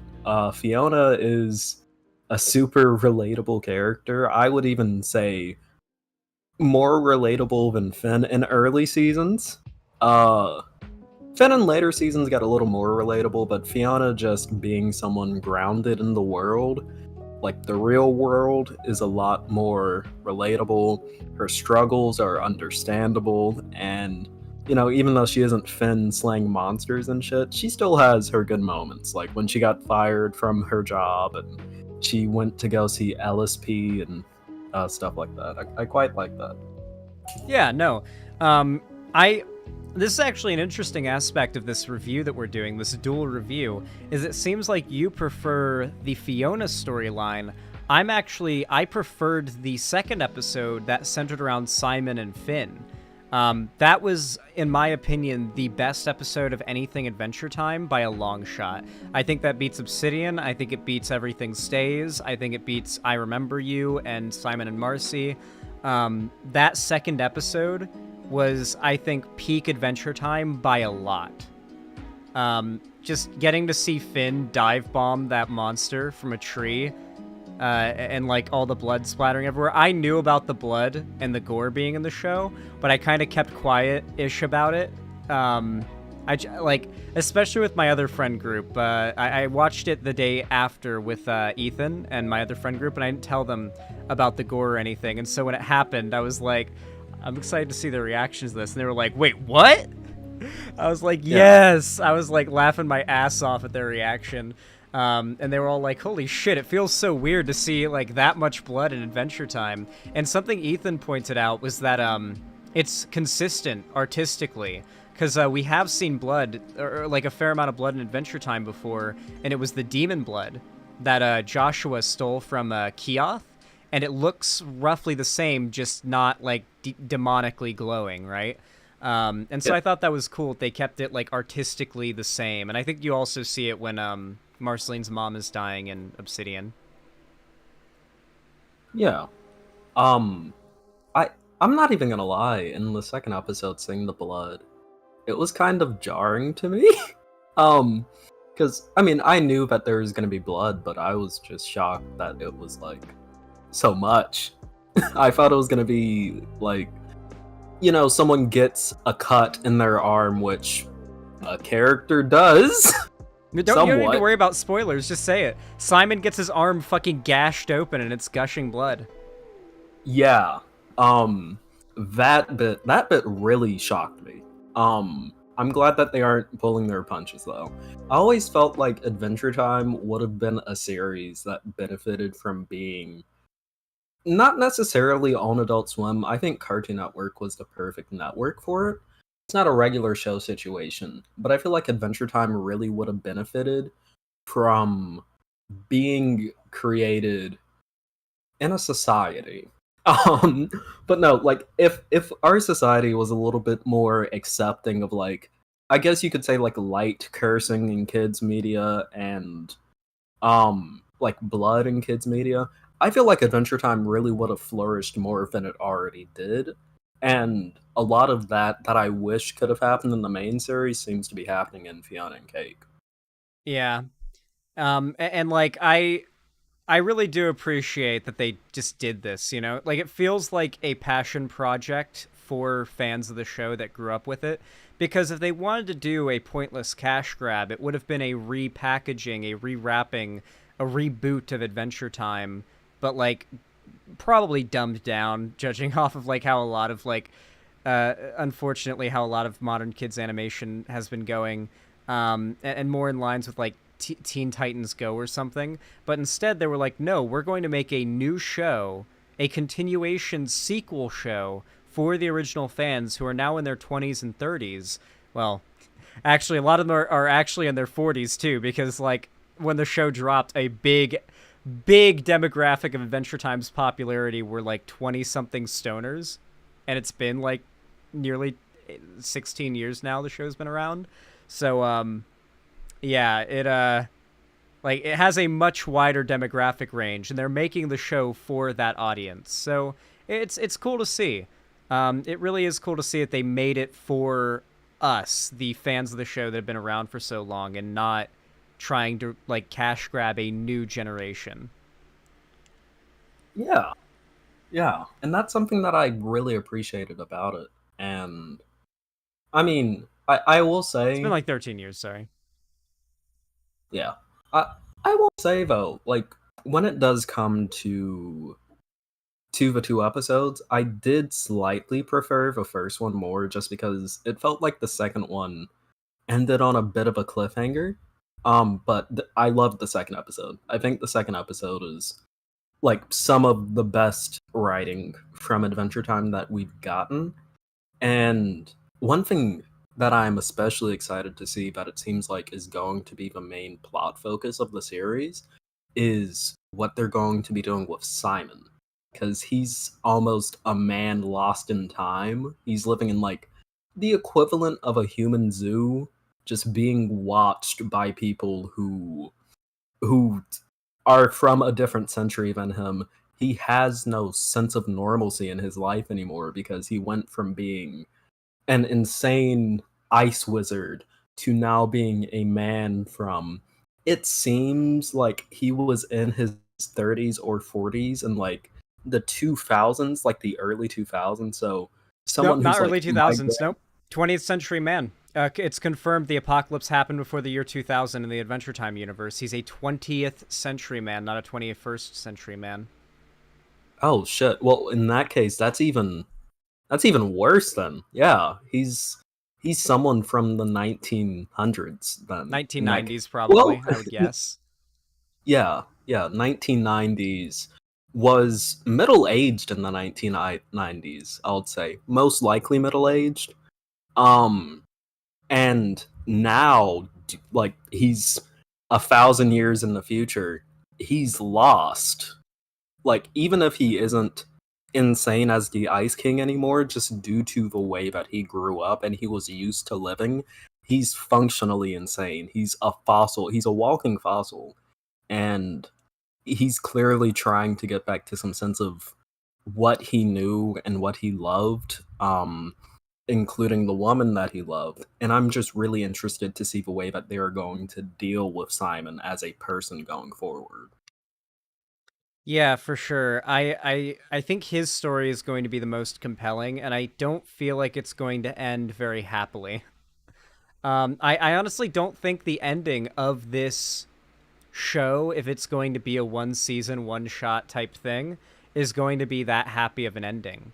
I think, I guess we could kind of move into a little bit of theory crafting here. I think what they're setting up is that Fiona and Cake aren't real.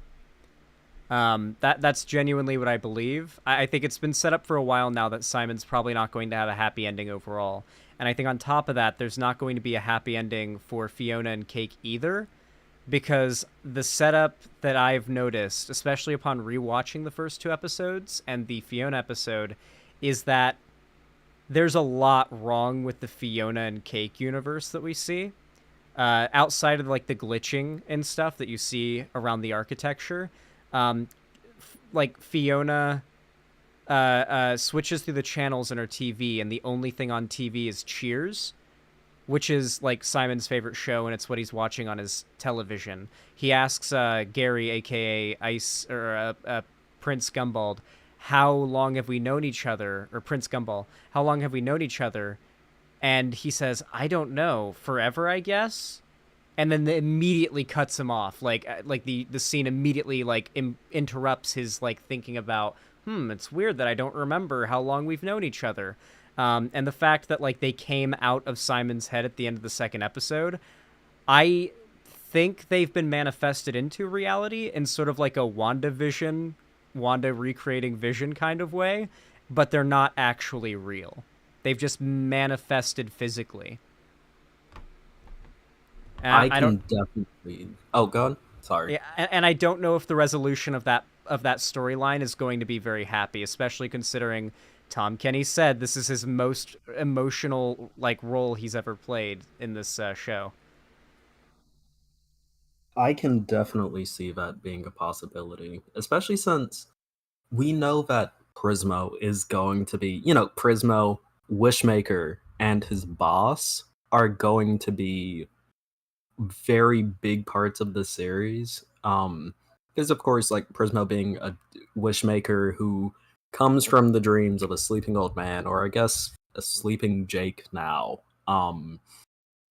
Him being involved heavily in this series, and we even got a little bit of that in the end of the second episode, and even in like the intro with Prismo's like little cube area of I'm forgetting exactly what they call it, but I wouldn't be shocked, like you said, if what it seems is that Fiona and Cake aren't real. They're just manifestations of what Ice King is thinking, and due to who knows, say like let's say the last wish that Betty made, which was when she turned into Golb, and it was, oh, I just want the power to make sure that Simon's safe.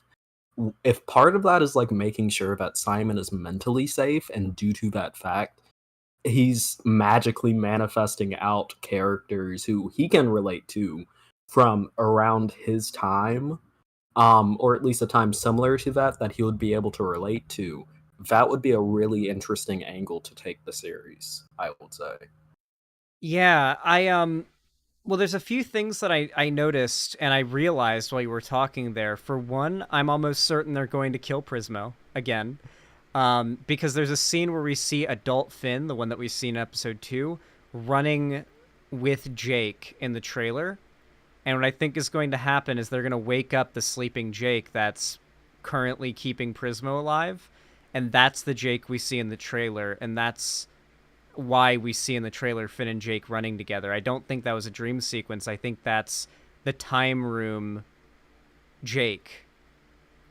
And that they're going to wake him up, but that's going to end up killing Prismo, which is probably going to be for the best, considering that pink button that started blinking at the end of episode 2. That's the maid color. That's the button for someone or something needs to be erased from reality. I didn't even realize that. Yeah. And on top of that, there's a couple of other cool details I noticed. Simon and Fiona's... Something I noticed about this is you can start this show with either episode 1 or 2 as the first episode you start. Either one can be the pilot episode, is what I found really interesting, because they're polar opposites of the same story. If you pay really attention to Fiona's day in episode 1, all the events that happen, the people she interacts with, and how it goes are mirrored directly in Simon's day. When Fiona passes the guys in the yellow suits in the street, you can hear them, and the conversation they're having is the same as the 3 banana guards that Simon walks past. The 2 mushroom fairies that fly in his face and throw leaves at him are the skaters that Fiona brushes away. When he calls Simon... or when he calls Marcy and PB while they're getting tattoos, that mirrors when Fiona was talking to Gary and Marshall Lee in the real world. And every moment where Cake saw ice and was attracted to it as a portal out of Simon's head was a moment where someone in Simon's life brought up Fiona and Cake. And the final moment where Cake came through Simon's head was when he was doing the Gulb ritual and the evil Choose Goose said, "You belong in the garbage with Fiona and Cake." The last words Simon heard before the ritual fucked up were Fiona and Cake, and then Fiona jumped out of his head. Oh, I really like how deep they've gone into detail with the writing of this show. That is... Oh, that is true. Yep. Wow. Simon and Fiona are in opposite, are in the same position, but are having opposite existential crises.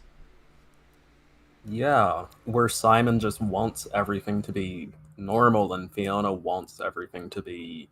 magical. I mean, a little... Yeah. Wow. That's... I didn't even realize that they were parallel. That is crazy, actually. Yeah. That is great writing. Shit. So, seeing these worlds come together has had, a lot of good setup. We are actively invested in Fiona getting to, have her dream of a magical reality. The one that, if you've watched the show since the start, you could almost argue she's destined for her to have that met, right? And you're longing for Simon to succeed in bringing back Betty, because he may feel out of place in this world, but truly, if he had Betty back, he would probably be fine. Yeah. With Betty and Marceline in this world, he would be okay with it. But the just being alone and Marceline, that's an interesting dynamic. You would think Marceline would just be doting over Simon, right? Especially considering he's mortal. He's gonna die, by her standards, soon. You know, he's going gray, he's got wrinkles, and he was already old when he found the crown. So you would think she would just be very much doting over him and trying to get as much time with him as possible, but she's so caught up in being happy with PB that she's not even thinking about what Simon might be going through. It hasn't even crossed her mind, and it's kind of sad when you think about it, because this is almost a sadder position for Simon to be in than when he was Ice King. It was some of the saddest shit ever like finding out about Simon's story, becoming the Ice King, and now he's back to being Simon, and it's honestly darker than what he was going through as a demented ice wizard. Yeah, because at least when he was, yeah, at least when he was Ice King, I mean, Simon knew something was going on. We saw that in, I think it was Broke His Crown. Like, he knew of the existence of the Ice Crown. He was still somewhat sane in the realm of the Ice Crown, but, you know, outwardly, he was one of the most normal people in OO, in that, I mean, he was a magical crazy wizard. A lot of people were magical crazy wizards in OO. But yeah, he's just a normal person now, a very human person. Arguably more human than Finn is, because Finn, I mean, he's Finn the human, but Finn is this magical, well, not magical, but he's this magnificent adventurer. No, he's magic. He's literally reincarnation of like a cosmic force of good. That is true. The butterfly and Shoko, and yeah. So Finn isn't even fully human himself. He's Simon's human, but he's a special human. Simon is the only normal human like us in OO. Yeah. Finn is just a guy. I mean, not Finn. Simon is just a guy. If anything, he's... Yeah, he has to be extremely alone, too. And another thing that I saw, at least in terms of what Simon was saying, his relationship with the Ice King as a person separate from him, from what it kind of seems like to me, is that Simon, while he rejects the Ice King, he also has some level of longing for being the Ice King again, because at least when he was the Ice King, he didn't have to worry about things making sense because he was insane. Yeah, and on top of that, the sad irony is people kind of like the Ice King now. Like, all of a sudden, everyone likes Fiona and Cake. And honestly, if he was still Ice King Simon would probably be a lot happier and less lonely.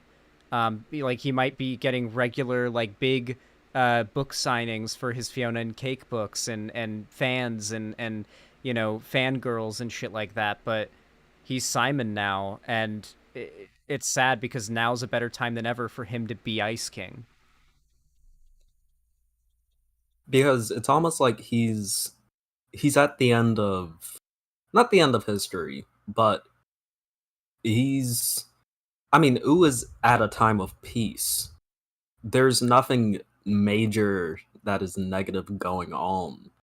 And like you said, Ice King was, towards the end of the Adventure Time series, he was well liked. He became a main character in a lot of the episodes. He was a main character in He's semi-reformed, as Jake said. Yeah, semi-reformed. Like, he was doing better. And for him to now be stripped of that and to be tossed into a place where he isn't that person anymore, and he hates who that person was, but at the same time, that life was easier in a way. Even if he was lonely, he was too insane to really care about the fact that he was lonely. He had a longing for a princess, and that was due to his separation from Betty, that he couldn't necessarily fill. But I mean, he had his penguins. He had Goons. Yeah. He had Marceline caring for him more than, like you said, caring for him more than she's seemingly caring for him now, even though he's human again. He can die, and he will eventually die. He's more alone than he ever was when he was living alone in an ice kingdom where his only companions were penguins. Yeah. And it's going to be interesting, like, I feel as though we're being slowly boiled, like I think they're boiling the frog with us on where this show is going to end up. when it reaches its sort of final presentation. Like, for example, the first episode felt like a normal episode of Adventure Time. Like, it could have aired on Cartoon Network outside of, like, Fiona pantsing herself and her saying "damn it" and the "fuck 'em up girl" joke. But it was like puck 'em up girl. That wouldn't have flown on Cartoon Network though, because like you're supposed to read that as fuck 'em up. Like, besides that, it was like, okay, yeah, they're not really pushing it that hard when you watch episode 1, and then you watch episode 2. And the episode, like, besides Finn saying, "I used to bust your balls, Simon," which was hilarious. Ethan and my other friend group busted out laughing when Finn said that. They were like, "It is wild to hear Finn saying, 'bust your balls.'" Yeah. But it is very in character for him to say that, very much so. But, like, the really surprising thing is they wait until episode 2 to even show us the extent of violence that they're willing to go to, and I honestly don't even feel like this is their limit. Just by the fact that they have lowered us in so slowly, really feels like they're boiling the frog, you know. So I'm interested to see how boiled we're gonna end up being by the end of the season. Because you know what has to happen, right? Fiona's got to lose her arm, and it's not gonna be like when Finn lost his arm. It's gonna be bloody. Yeah, it's not gonna be it getting ripped off in a massive thing of grass. That's gonna suck, especially since, I mean, Finn has been through some shit. Fiona is like a 20-something from the real world. Finn is at least somewhat habituated to some pretty fucked up shit happening. Fiona has no frame of reference. Yeah, Finn's quote is, "My whole body is literally a callus." Fiona's a normal human being, so it'll be interesting to see how they're going to, like, is she going to have a training arc? Because she is effectively in Simon's place as a normal person being transported to the land of Oo, but she is enthusiastic to learn about it. But at the same time, this show's not about that. This is going to be mostly, like, multiverse stuff, so I don't know how much time we're going to be spending in our normal universe. And I'm wondering, like, does this show end with setup for a new show that continues just straight up in our normal Land of Oo setting, entirely following Finn as an adult and his continued adventures and the characters' continued adventures? Because I think that's what a lot of people want. Yeah. Like, more than anything. This show's phenomenal, but it's, like, 1 degree off of perfection. As much as I love the multiverse concept, I do feel like more, or literally all time spent in the universe we're familiar with would have been ideal. But, you know, the character development on its own is going to be nice. And most of the universes we're going to see are already established ones, like the farm world. So, I'm not too bent out of shape about that, especially with how much time we've already gotten in our normal universe. Yeah. Yeah. Speaking of which, with the multiverse thing, I guess I'm mostly interested to see how quickly they get us out of our normal universe, because looking at Together Again as an episode, you get almost no mention of Finn, which, of course, that episode was mostly focusing on Finn and Jake. Makes sense. But, like, if Finn met an alternate reality version of himself, that would have been, like, a core memory for him. Finn would have freaked the fuck out. I don't think that's really a good argument, because, for one, when, like, Finn didn't care about anything other than finding Jake in the afterlife. There's no reason he would have brought up... He didn't bring up anything that was not a mechanism or tool for him to find and get to Jake in that episode. He was, like, very single-minded in that goal, and I think that's what added so much to the emotional impact, was that Finn had spent so long without Jake and was so fucked up without him that all he could think about upon dying was, how can I get to Jake? He didn't even care about how he died. He just wanted to find Jake, and he celebrated that he could see Jake again.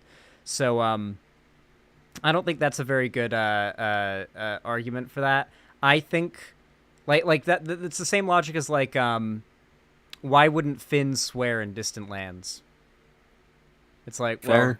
well, you know, like, because they couldn't do that. Yeah, they didn't have the age rating. So I think it's mostly because of that. I think that we'll probably have a lot of these sort of holes and gaps filled in, particularly with the next 2 episodes. And I got it confirmed. They are releasing 2 episodes per week, which is awesome. So that means 44 minutes of Fiona and Cake per week. Yeah,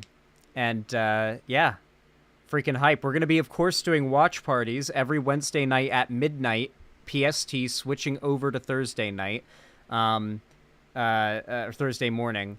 When these episodes drop, the second they become public, we're going to be watch partying them. So if you want to catch those, make sure you join my Discord server. Links in the description. I will, of course, be announcing the watch parties in the announcements section of the Discord. So if you keep an eye out on that, then you'll get notified when it's starting.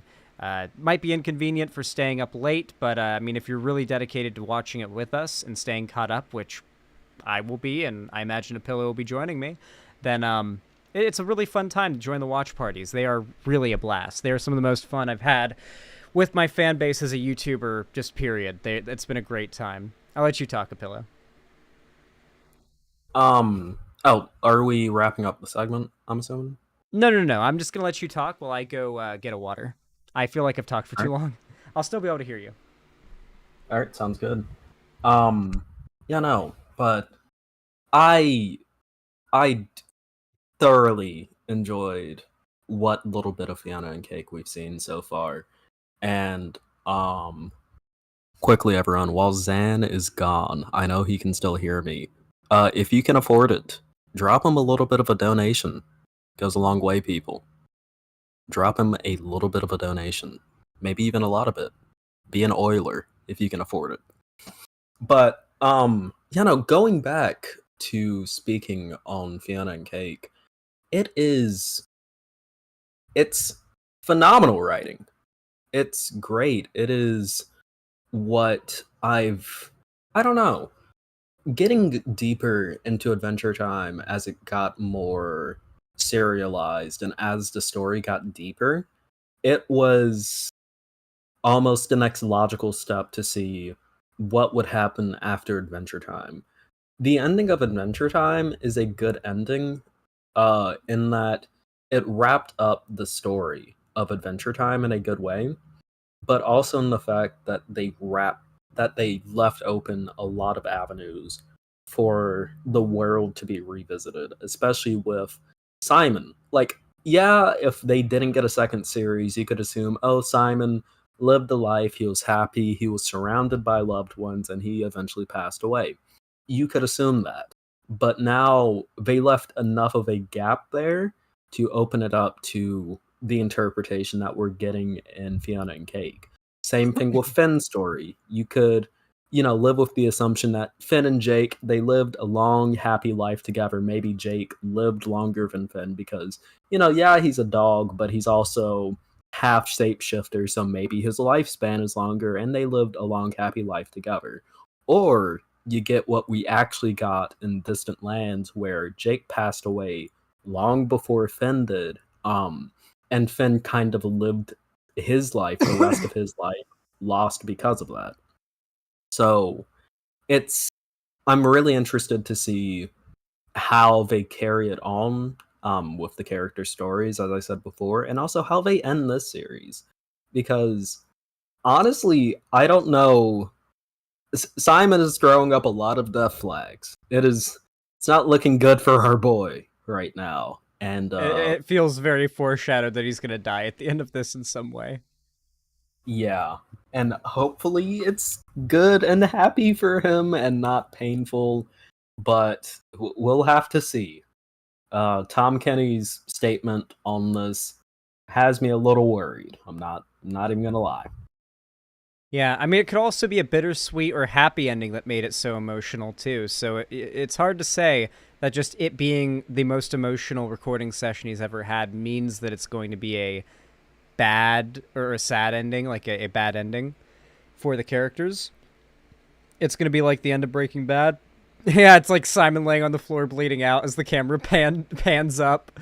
That'd be something. I would be angry if they did that, honestly.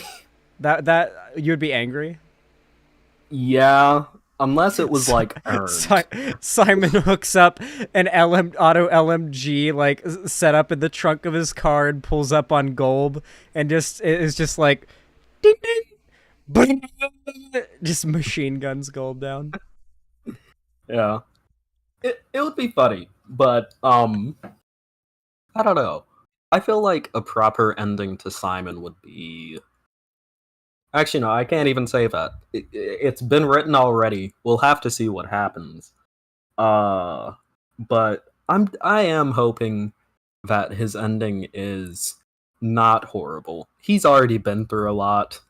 Let's give the guy a good send off. If this is his send off. Yeah, and I mean, I'm not opposed to a happy ending by any means, but I almost feel like with the age rating upping, they're going to take full advantage of that by going as hard on the sad aspect as they possibly can. They always push the limits of how much you were allowed to make children cry with Adventure Time, I think, and now they don't have to worry about how much you're allowed to make children cry. You just have to worry about how much you can make adults cry, like as a goal, right? And so that's what they're doing. It's honestly probably a goal for them to make it as sad as possible, or at least an episode of it as sad as they can. So I'm expecting some serious emotional shit as we get into it, and I think it's gonna hit long-time like Adventure Time fans really hard because these characters are practically like childhood friends to a lot of the fans that grew up with the show. So it's gonna be pretty hard hitting for long-term fans. Yeah. I mean, honestly, the thing that I'm just worried about is they already pulled out a Rebecca Sugar song in episode 2. If we get to episode 10 and they pull out another one, I'm sounding the alarm bells. That's a little worrying. I'm so upset your mic was muted during that episode because I wanted to hear the noise you made when that Rebecca Sugar song started playing. It was a little cry of a little, not a weep. It was a like a oh no. We're going here now. Yeah, we're going back. They're pulling me back. Yeah. It was so good. It was so good. I can only give it a shining endorsement, and I'm so glad that we're able to just review these first 2 episodes, set up our theories, give our endorsement of the show, hopefully encourage more people to check it out and get invested and watch it on release, because let's be real, I must say again, HBO Max, or I should say Warner Brothers, the company that owns HBO Max, has had a recent history of mistreating animation badly. I imagine, Apillo, you're more familiar with this than I am, if you want to explain to the viewers.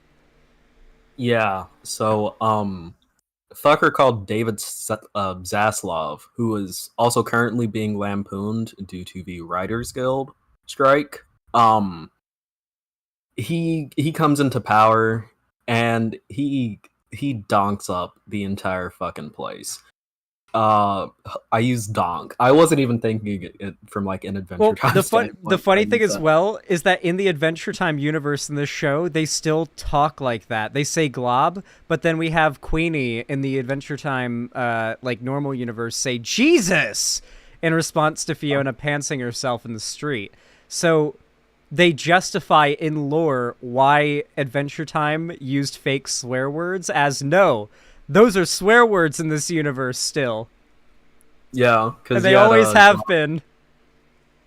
Yeah, which is funny. I actually quite like that, the way they separate the two, and I do like that they made the Fiona and Cake version of the King of Ooh a fucking tiny little asshole who runs a tour grift. I think that's perfect for the King of Ooh. Do you want to know what's even better? What? You know what job Marshall Lee's dad or mom, who is the reverse of Hunson Abadir, has instead of being the king of hell? Fucking landlord, dude, it's so perfect. Oh, that was such a good fucking joke. They buried that one a little bit, but if you connect those dots, you're like, oh, yeah, the real world king of hell would be a landlord, of course. Like, yeah, and Fiona lives in an apartment building, so like a big corporate landlord, like the CEO of one of those big companies that owns like shit tons of apartment buildings and whatnot, like the most evil kind. Yeah. Not only that, but one who isn't even on very good terms with their own fucking kid. Which Yeah, Marshall Lee hates him, of course, or hates her. Yeah. But Yeah. going back to Zaslav, Wait, I have to interrupt. We got a fucking custom Donald Glover song, an exclusive Donald Glover song in episode 1. Oh shit, we did. Like we just totally forgot about that detail. The just casual exclusive to the show Donald Glover song when Marshall Lee plays the guitar. That was pretty cool. Yeah. That is pretty cool. I like that. And then of course we are going to be getting Kumail Nanjiani, aka Kingo, from the famous Marvel movie The Eternals. Which was not as bad as I expected it to be, by the way. It's actually a really good movie. For Marvel standards, it's a really good movie, which I was surprised at how colorful it was for a Marvel movie. Yeah, and the characters were actually kind of fun and their powers were interesting. So yeah. it was pretty good. But we will be getting Kumail Nanjiani back as Prismo, which I'm excited for. But what else was I gonna say? Oh yeah. But David Zaslav, CEO of Warner Bros. Discovery, came in, and this is something that we've been seeing in like a lot of other studios too. Like Disney's been doing it with their TV shows. The reason why the Owl House got canceled wasn't because of gay people. It was because animation. It's not popular right now, actually. Which is bullshit. But a bunch of good series got moved off of HBO Max and are now unfindable. So Infinity Train got canceled and you can't find it anywhere. Well, you can find it places, but I can't say that here. Infinity Train got removed close enough by J.G. Quintel, which is what regular show would have been if it was allowed to air on Adult Swim. That got They should have canceled just and straight up removed. Fiona and Cake regular show. It should just straight up be an adult regular show, rated like TV-14, where like we can watch Mordecai and Rigby smoke a bong on the couch and Benson call them fucking slackers. Yeah. We need that so bad. Let's be honest, they were doing that already. It was in the subtext. Yeah, we always, like, when I think of what Mordecai and Rigby looked like sitting on the couch, I always imagine a bong sitting next to their game controllers, even though there never was one. Because it was just so heavily implied, your brain fills in the gap. Yeah. Like, such stoner energy from the two of them.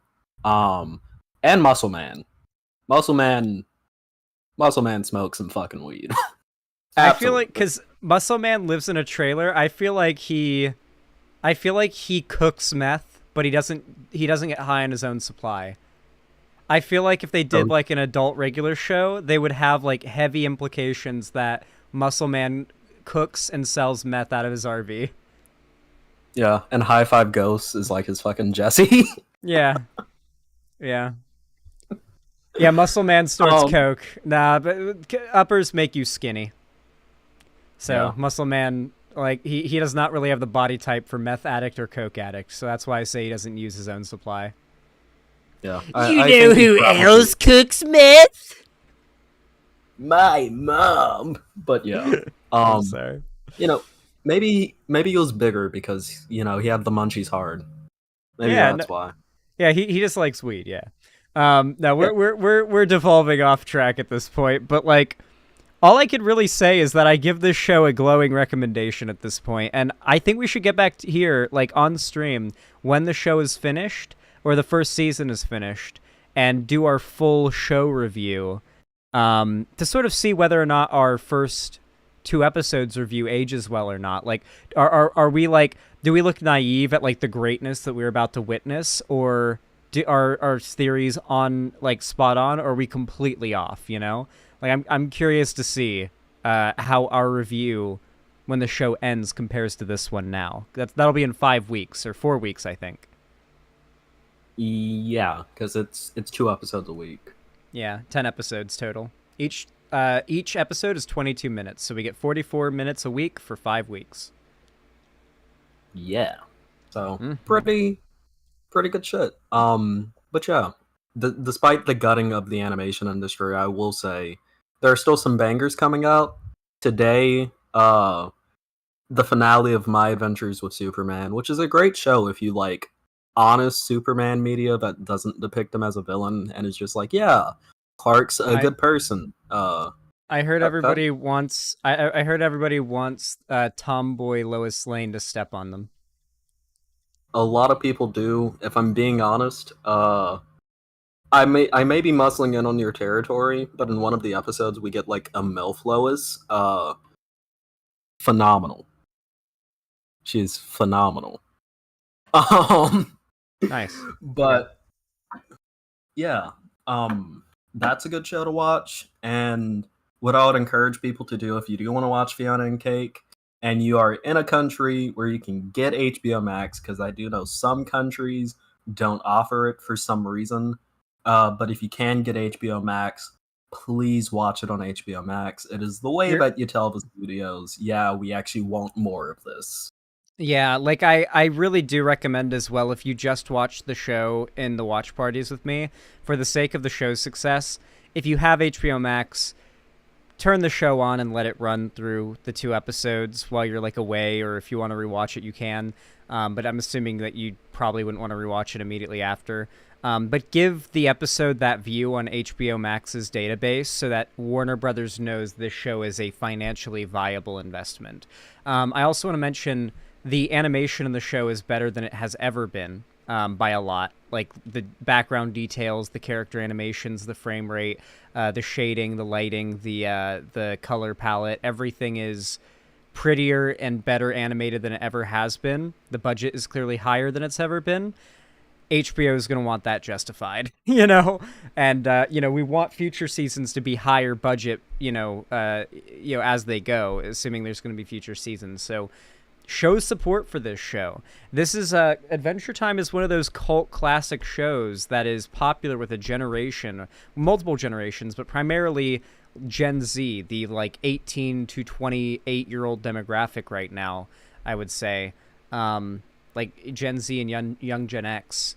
And, that demographic needs to support it for that cult classic to continue being able to tell the stories that it's always had the potential to tell, but it now has the resources to. Yeah. And I guess off of that too, financially support the show.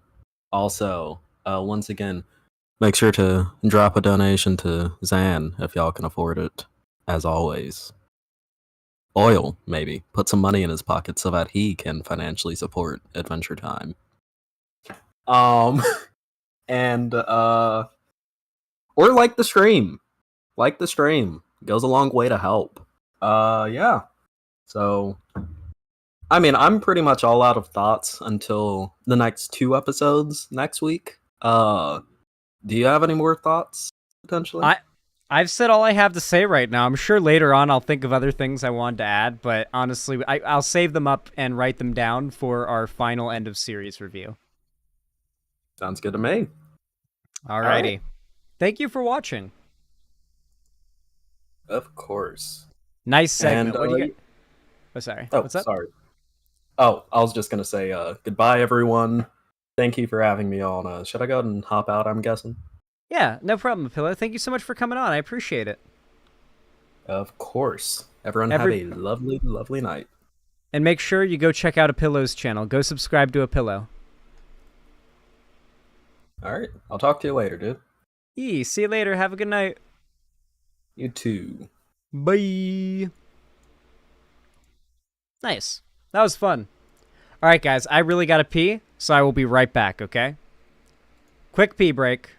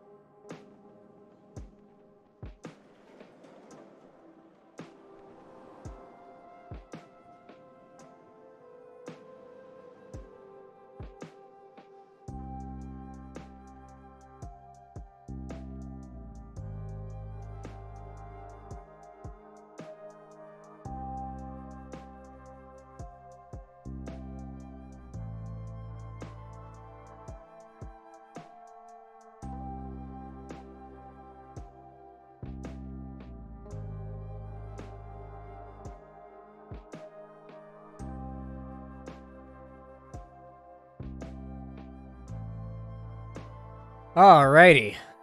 I feel like a new man.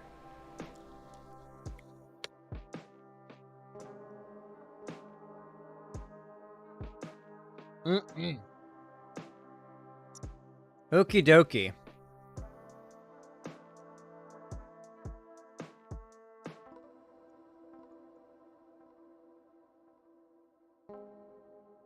All right. I've got one more segment for us to do today. And it's an interesting one.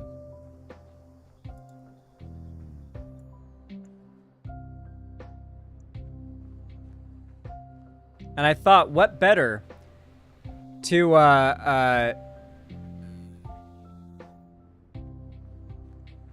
okay, sure. Okay, hold on.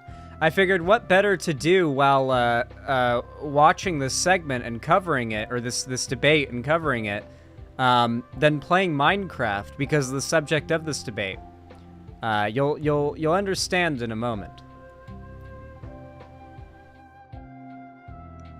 You all know what to do when I say action, right?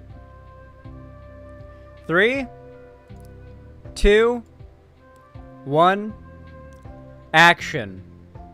Alrighty, everybody, so this is gonna be a pretty interesting segment.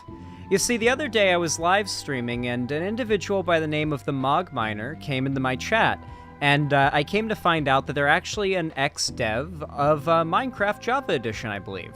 And that's super cool. Like, I'm starstruck as hell. It's super cool to have somebody who's worked on one of the most influential games that has existed in my life, that I've played for as long as I can remember, pretty much, to be in my chat. It's a very humbling thing for me.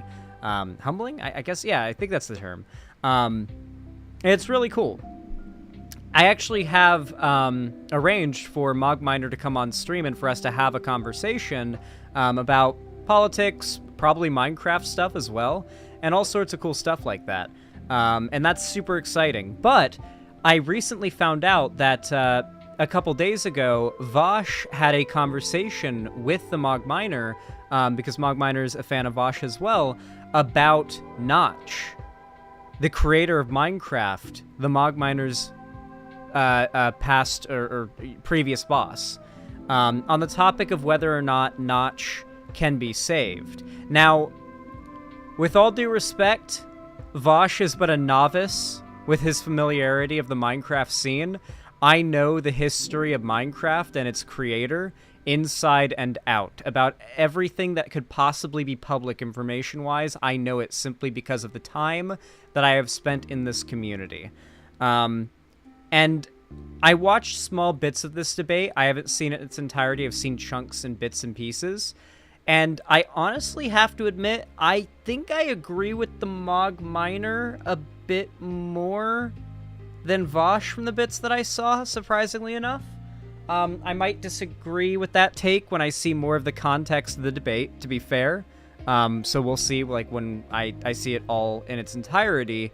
But with a general premise that I saw from Mogminer was that Notch is just a very damaged and sad person who has become vulnerable to far-right radicalization, and thus, like, he genuinely does need a person in his life who cares about him to pull him out of it, because, like, that's the only thing that is going to change his current trajectory.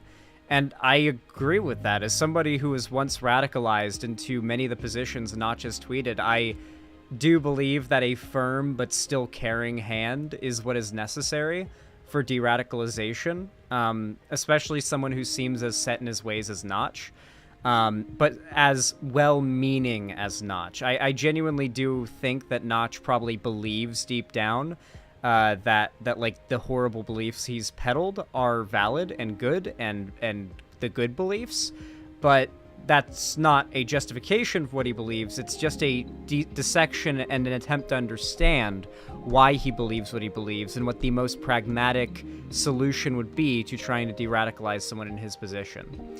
My vague understanding is that he became a lonely loser after getting fired from Minecraft or whatever. That's a pretty reductive version of what happened. He didn't get fired from Minecraft. He sold Mojang, the company that owns Minecraft, that created it, for 4.5 billion to Microsoft, and then retired a billionaire, outbidding Jay-Z and Beyonce on a mansion, and now he's pretty lonely. Yeah. But he didn't get fired. He sold the entire company for billions to Microsoft and retired a billionaire.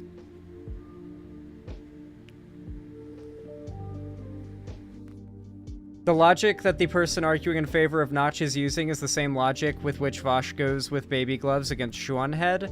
No. The argument that I saw, at least from Mogminer, I mean, maybe you know more than I do, and I may be eating my words in a minute, but the argument that I saw from the clips that I saw from Mogminer was not that you need to have baby gloves with Notch, simply saying there's no amount of, like, ridiculing Notch's positions that will ever move him off of it, and what he unironically needs in his personal life is someone who cares about him to, like, with a calm but firm hand, explain why his positions are awful. Not that, like, we need to be the ones using the baby gloves, but that there needs to be someone that is in his life that does that, because that is how you de-radicalize people. In far-right movements, there's a term called defooing, and this basically refers to when alt-right, far-right, white nationalist organizations force their members to disassociate from family and friends that don't align with the radical ideology the organization in question believes in. The reason they do this is because they recognize that disconnecting people from loved ones that care about them and friends and family, etc., that don't agree with these radical positions basically guarantees that they will never be pulled out of them. This doesn't mean you have a moral obligation to remain friends with someone who has extremely problematic or awful political beliefs. It's simply you should be willing to acknowledge that leaving does not help them, but you have no obligation to help them. Does that make sense? I don't feel like these are contradictory beliefs or statements, but yeah. Anyway, we're gonna watch the debate, and I figured what better to watch the debate to than Minecraft. But this isn't just any old Minecraft, actually. This is me. Right before stream, I downloaded and installed on Multi-MC Better Than Adventure, this extremely popular viral Minecraft beta 1.7.5 modded mod pack that's meant to be a alternate version of Minecraft if the adventure update hadn't happened, and instead Minecraft had kept its original feel and vibe from like beta and alpha moving into release 1.0. So it's a mod pack for beta, and it has been getting really popular lately. I've been really into Mango Pack for beta 1.7.3, and I've got a world I've been on for months on it now. It's been like the longest and most dedicated I've ever been to a single Minecraft world, ironically. Funny how old Minecraft tends to do that. When the game doesn't feel like your objective has to be speedrunning to kill the Ender Dragon, all of a sudden you just go into your Minecraft world and you just feel inspired to build shit and just like make the world last a long time all of a sudden. I just can't get that motivation in modern Minecraft unless I stream it. You should play the Cave Dweller mod, Xanderhall. It's a fun mod that has no jump scares at all. I'm very aware of the Cave Dweller mod. Let's be real. Anyway, I've actually never played Better Than Adventure, so I figured, why not start a world and play a little bit of it while reviewing this debate. So yeah, that's what we're gonna do. Let's get right. Oh, first I should pause the music. There we go. Now let's get right into it.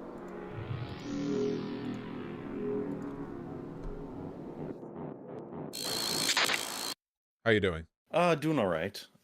Finally started a new job a few weeks ago. Different game studio that mostly involves shooting and now punching and whipping Nazis. So hopefully we can at least come. Yeah, hopefully we can at least come together on that point. Yeah, I'd say we agree on that. But you know who wouldn't come together with us on that specific point? You know, there's one person relevant to this conversation who would not, in fact, share our appreciation for that behavior. Yes, Notch, Marcus Pershon. He is an incredibly damaged person. Right. Well, I don't know if I disagree with that. Just I think it's pretty inarguable from the stuff that he said that he's definitely like a white nationalist.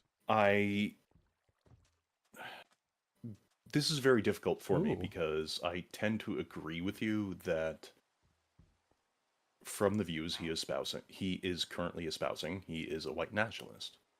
And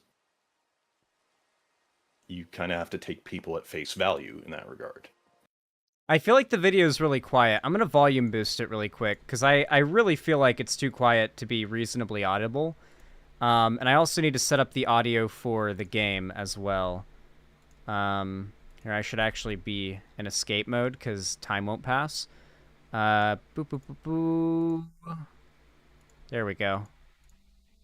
There we go. Cool. Awesome. It's very difficult to contradict it when he is basically showing nothing indicating otherwise.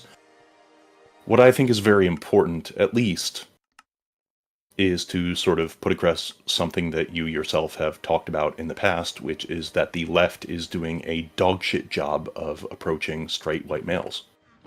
And wait. So are you preemptively conceding the notch thing? Vouch.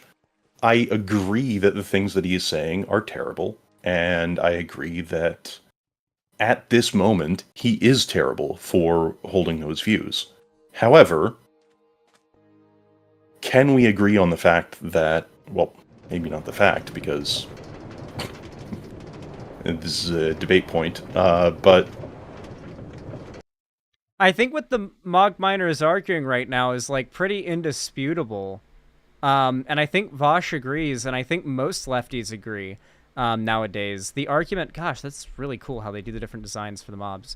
I think what Mog Miner is arguing right now, just not particularly well because, you know, debate's a skill you have to hone with practice, is that Vosh has argued many times, and this is a true statement, the left has a really big problem in regards to, like, culturally right now, with the right having a massive media monopoly on pushing the idea that the left is, by definition, hostile to straight white men, that society is becoming more hostile to straight white men, that it's getting harder and it's getting more unfair to be a straight white man. All that shit may be, like, complete garbage and bullshit or whatever, but I'm going to be honest, as someone who fell for that stuff, I may have been a teenager, but that propaganda is convincing. A lot of money is put into pushing said propaganda, and it convinces a lot of people, and the left does not have that same level of sway,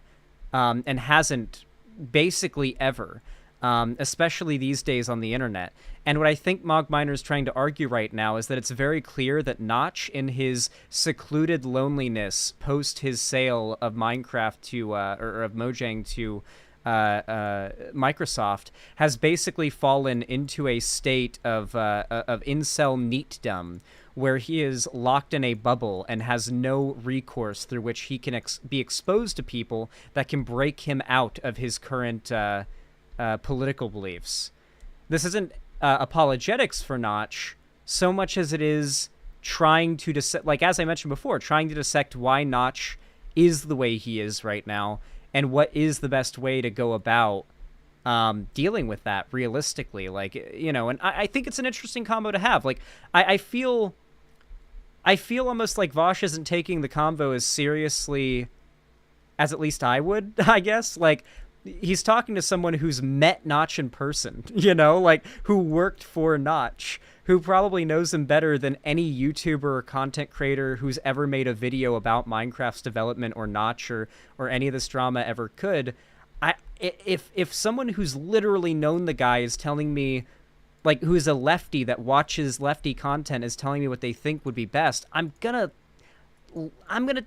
listen a little bit, you know. I'm gonna lend a little bit more credence to that, because they know the guy. They've known the guy. They know, they probably had some, like, personal combos at some point. I mean, knowing how Notch was with early Mojang especially, he was like a generally just kind of chill guy with his employees a lot of the time, and would just talk about stuff. The first Minecon was just like a meetup in a park, you know, with random dudes from, like, a forum that had downloaded the game. Like, he's always kind of just been a rando dude who fell into success and he's always kind of acted like it. And so I feel like people who've worked with him would have a pretty good idea of what he is truly like. So I trust Mogminer's assessment. I do. Can we potentially agree that there is the potential for him to realize that he is wrong? Well, yeah. And that he has been lured into an ideology that he wasn't necessarily about from the get-go. Well, sure. I mean, I would say that about anyone who's locked. There's evidence, by the way, that Notch has like had a history of being progressive, like prior to his turn to the right. Notably, he made statements about how all of the animals in Minecraft are like agender. He's used like notably progressive words to describe certain things in the past that just, it's very clear that like there was a time when he genuinely seemed to be your average lib type, if I'm being honest. And it seems like the falling down the alt-right rabbit hole thing was very much a Gamergate thing. Like when Gamergate happened, that is when he fell into this stuff. But yeah, 2 Minecraft gameplays at once in different versions, separated by a decade. One vanilla, one modded. Into that. But my statement was only that, you know, he's a Nazi. Or, well, I guess fascist with white nationalist tendencies. I don't know how much explicit stuff he said about Jews, but it probably wouldn't be, you know, that unlikely given his other predilections. But he said if there wasn't something going on with the Jews, then we would be allowed to talk about whether or not there's something going on with the Jews. That, I believe that was the Notch quote. Yeah, no, Notch is definitely anti-Semitic. I think it's a pretty provable statement. I feel comfortable saying that. Never said like he's irredeemable. I don't believe that about anyone. I mean, I think that's a very fair statement. I also think that that is a statement that not a lot of people are saying. Yeah, but if you've been watching me, and I'm sure, I know you have, right? Obviously. Right, and you know Yeah, for see, I a don't fact think they that disagree. I have a reformist attitude towards, you know, people I'd consider my political enemies. I've certainly never said anything like, you know, they're irredeemable, there's no chance of changing them, anything like that. But you did disagree with me and message me based on me making a comment about him being right-wing, and you were disagreeable in that message. So if you acknowledge that he's, you know, of the ideology described, what was there to disagree about? What I'm disagreeing about is that his actions in the past are standing against his most recent actions. And I think it is very important to be aware of both of those things because that stuff happened recently. To an extent, it says more about the man. What are his recent actions? Okay, I mean, his recent actions are being a complete asshole to people who are trans who don't deserve it. His recent actions are being literally disinvited from the Minecraft 10th anniversary party, which I kind of hold as a badge of pride given the fact that they at least, like Microsoft at least didn't invite me to it. They didn't explicitly disinvite me from it. But what I think is very difficult to resolve, at least as far as just making broad strokes statements about a person, is it's very difficult to resolve the idea that he would confer a buyout bonus on people who were at the studio at the time that would enable them to more or less have a stable life for years to come, while also at that moment being a Nazi. Well, why not? And, well, primarily because since when... Okay, this argument I do disagree with from Mogminer. While I do think it's really good that Notch like seemed to care a lot about his employees, and I genuinely do feel like I was a kid, to be fair, but at that time, Mojang felt like a family developing a game. Like, it felt like an indie game company that was almost like a family at that point, developing a game together. It really had that vibe. I mentioned it when Mogminer originally came to the chat. Wait, Vosh is debating Mogminer, who was in our chat? Yes, Cherry. When Mogminer originally came into my chat, I mentioned the resource pack, back then called Texture Pack, Sphax Pure BD Craft for the Tekkit mod pack, had them on that like collage of different Mojang employees, and it was like, a dozen or like 14 people at the time, you know. This was back in like 2013, 14, that time, you know. So it's like Mojang really at that time felt like a family prior to the buyout by Microsoft. And Notch, from what I've heard and what I've looked into, did fight to make sure that all of his employees that were working at the company when he left would all be taken care of for life financially. Like that, like, you know, good references and stuff. Like, it seems like he did good stuff in that regards. I don't think that makes up for him being like an anti-Semite or a Nazi, but yeah. Also, the timeline's a little weird, right? Because like, I'm pretty sure he got more radical with his political positions after the buyout, when he would have, like, after all of that would have gone through. So, you know, I don't think that like his past actions or his current actions undo the good of his past actions, but I think that in the same way that it's someone who's done bad things in the past but is genuinely reformed and become a good person should not have that held against them forever. I don't believe that someone who's done good things but is now doing really bad things should be able to skate on their laurels until the end of time, you know? I think criticism is absolutely valid, especially from the broad audience and like the groups and demographics that he has directly, you know, impacted. And I mean, he's impacted them. If you're like a trans, like 20-year-old who grew up playing Minecraft or something, Notch being a Nazi or Notch being a transphobe has gotta hurt, you know? Like, that's a painful thing. It's why the Hatsune Miku made Minecraft thing was a whole thing. So I think based on the same logic I use for why people should be able to reform, that is why I don't believe Notch's past good actions override his current bad actions. Have Nazis ever argued for any sort of egalitarian viewpoint where no matter who the person is, no matter what country they come from, no matter how long... Also, Notch taking care of his workers specifically doesn't necessarily mean he is politically in favor of pro-worker policy. It means that, like, Notch grew very fond of his team and wanted to make sure that you guys would be set, you know? And that's a really good thing. I'm really glad he did that. But, like, I mean, that's not really evidence against of him not being a Nazi, you know? Like, I think his comments about Jews are pretty explicit, you know? Like, it's pretty hard to argue against that perception of him with those tweets.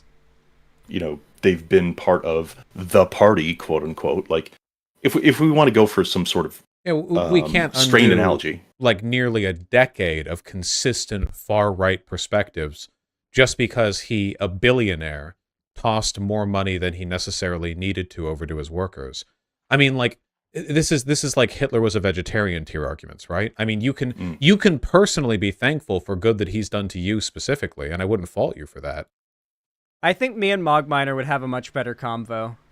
I think we would and will, because I do feel like they're talking past each other a bit, and I feel like Vosh is I don't want to like Minecraft Mog Vosh right now, but listen, I've got like a lot more contextual info about what Notch was like in the early days, back when, like, I don't know if you guys were familiar with this, but like back in the old days, Notch was like the Minecraft community's joke god. People would make temples of, like, the Temple of Notch. People would make churches of Notch. It was like people called the god apples Notch apples, the ones that like give you resistance and like fire resistance and regeneration, and like the enchanted golden apples. They would call them Notch apples. And so like there was a time when like Notch was very much known by the community, and there was very much a different perception of him, and he was a lot more known and open about like what he's up to and who he is than he is these days. And so I feel like I might have a little more contextual info going in than Vosh does that would be useful for this convo, because I really feel like they're talking past each other unnecessarily, you know? There we go. I just don't think that has much of a bearing on his ideology. I don't think it has much bearing on his ideology now, no. However, like, I guess what it comes down to is Can we agree that there are dyed-in-the-wool Nazis? Like, people who pretty much have absolutely no shot at ever being sort of, I don't want to use the term deprogrammed, but yeah, deprogrammed. I mean, he's had a decade. If he never ends up deprogramming, wouldn't that sort of necessarily mean that he was one of those people all along? It depends on the context. I mean, we can't ever know, but my contention wasn't that he was like a super ultra permanent ideologically consistent Nazi or whatever. It's just, he's certainly been more consistent with it than most people. I'm not making the claim that it can't change. Don't really disagree with you there. I guess, look, can you just give me like 2 minutes for something? Sure. Just to sort of explain. Is it a slur? No, absolutely not. Then go right ahead. Hell no. I'm just making sure. And also being facetious in a playful way. But yeah, go ahead. Sure, fine. Like, the thing that gets me about Notch is that he always seemed to be a pretty open-minded dude, right up until the point that he got rich. And that it pretty much just opened that crack. And I'm just going to be very blunt with you as somebody who is on the autism spectrum. The dude is mad autistic, same as me. And I don't mean that as a slur. I mean legitimately. I always knew that. From my interactions with him over the course of about a year, he seemed incredibly naive and just willing to sign up with just about any ideology that would have him. And he always came across to me as somebody who just wanted to have a friend. And unfortunately, when you have millions... I believe that 100%. I think Mogminer has info that has and an emotional connection to this issue because Mogminer knew Notch and Mogminer seem to have a pretty decent relationship. So I see what's happening here. I feel for what Mogminer is trying to argue, and I also feel for what Vosh is trying to argue.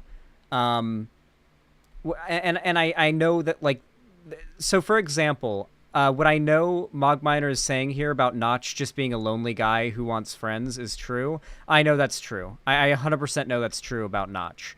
Notch like hosted the first ever Minecraft Con, as it was called. In 2010, I believe it was. I don't believe the first Minecon proper was until 2011. I believe it was in 2010 he hosted Minecraft Con in a park. Just a park, and it was just a group of random adult and teenage guys that just showed up to just talk with him about Minecraft. It was just a chill event, and I think they went to a restaurant afterwards where they just hang out and like had dinner. And then there was also a thing where like almost every Minecon that happened that was involving him, he would have fans come to talk with him. Like, he just wanted to hang out with people that were chill but were like fans of him and interested in Minecraft. He seemed to always try to find an excuse to. He seemed pretty lonely and to always be trying to find a way to use his success to get, like, social interaction. Not even like a fucked up, like, oh, he's trying to have sex with women or groom minors kind of way. I mean, just like, he's just trying to make friends, like, or was just trying to make friends using that popularity. That is absolutely in line with what I know historically about Notch, as a Minecraft historical expert myself. Billions of dollars.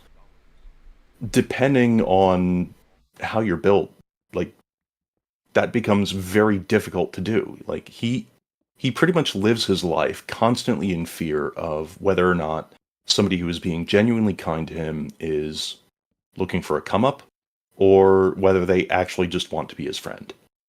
And so that is the perfect crack for the right wing to sort of start shoving that wedge into.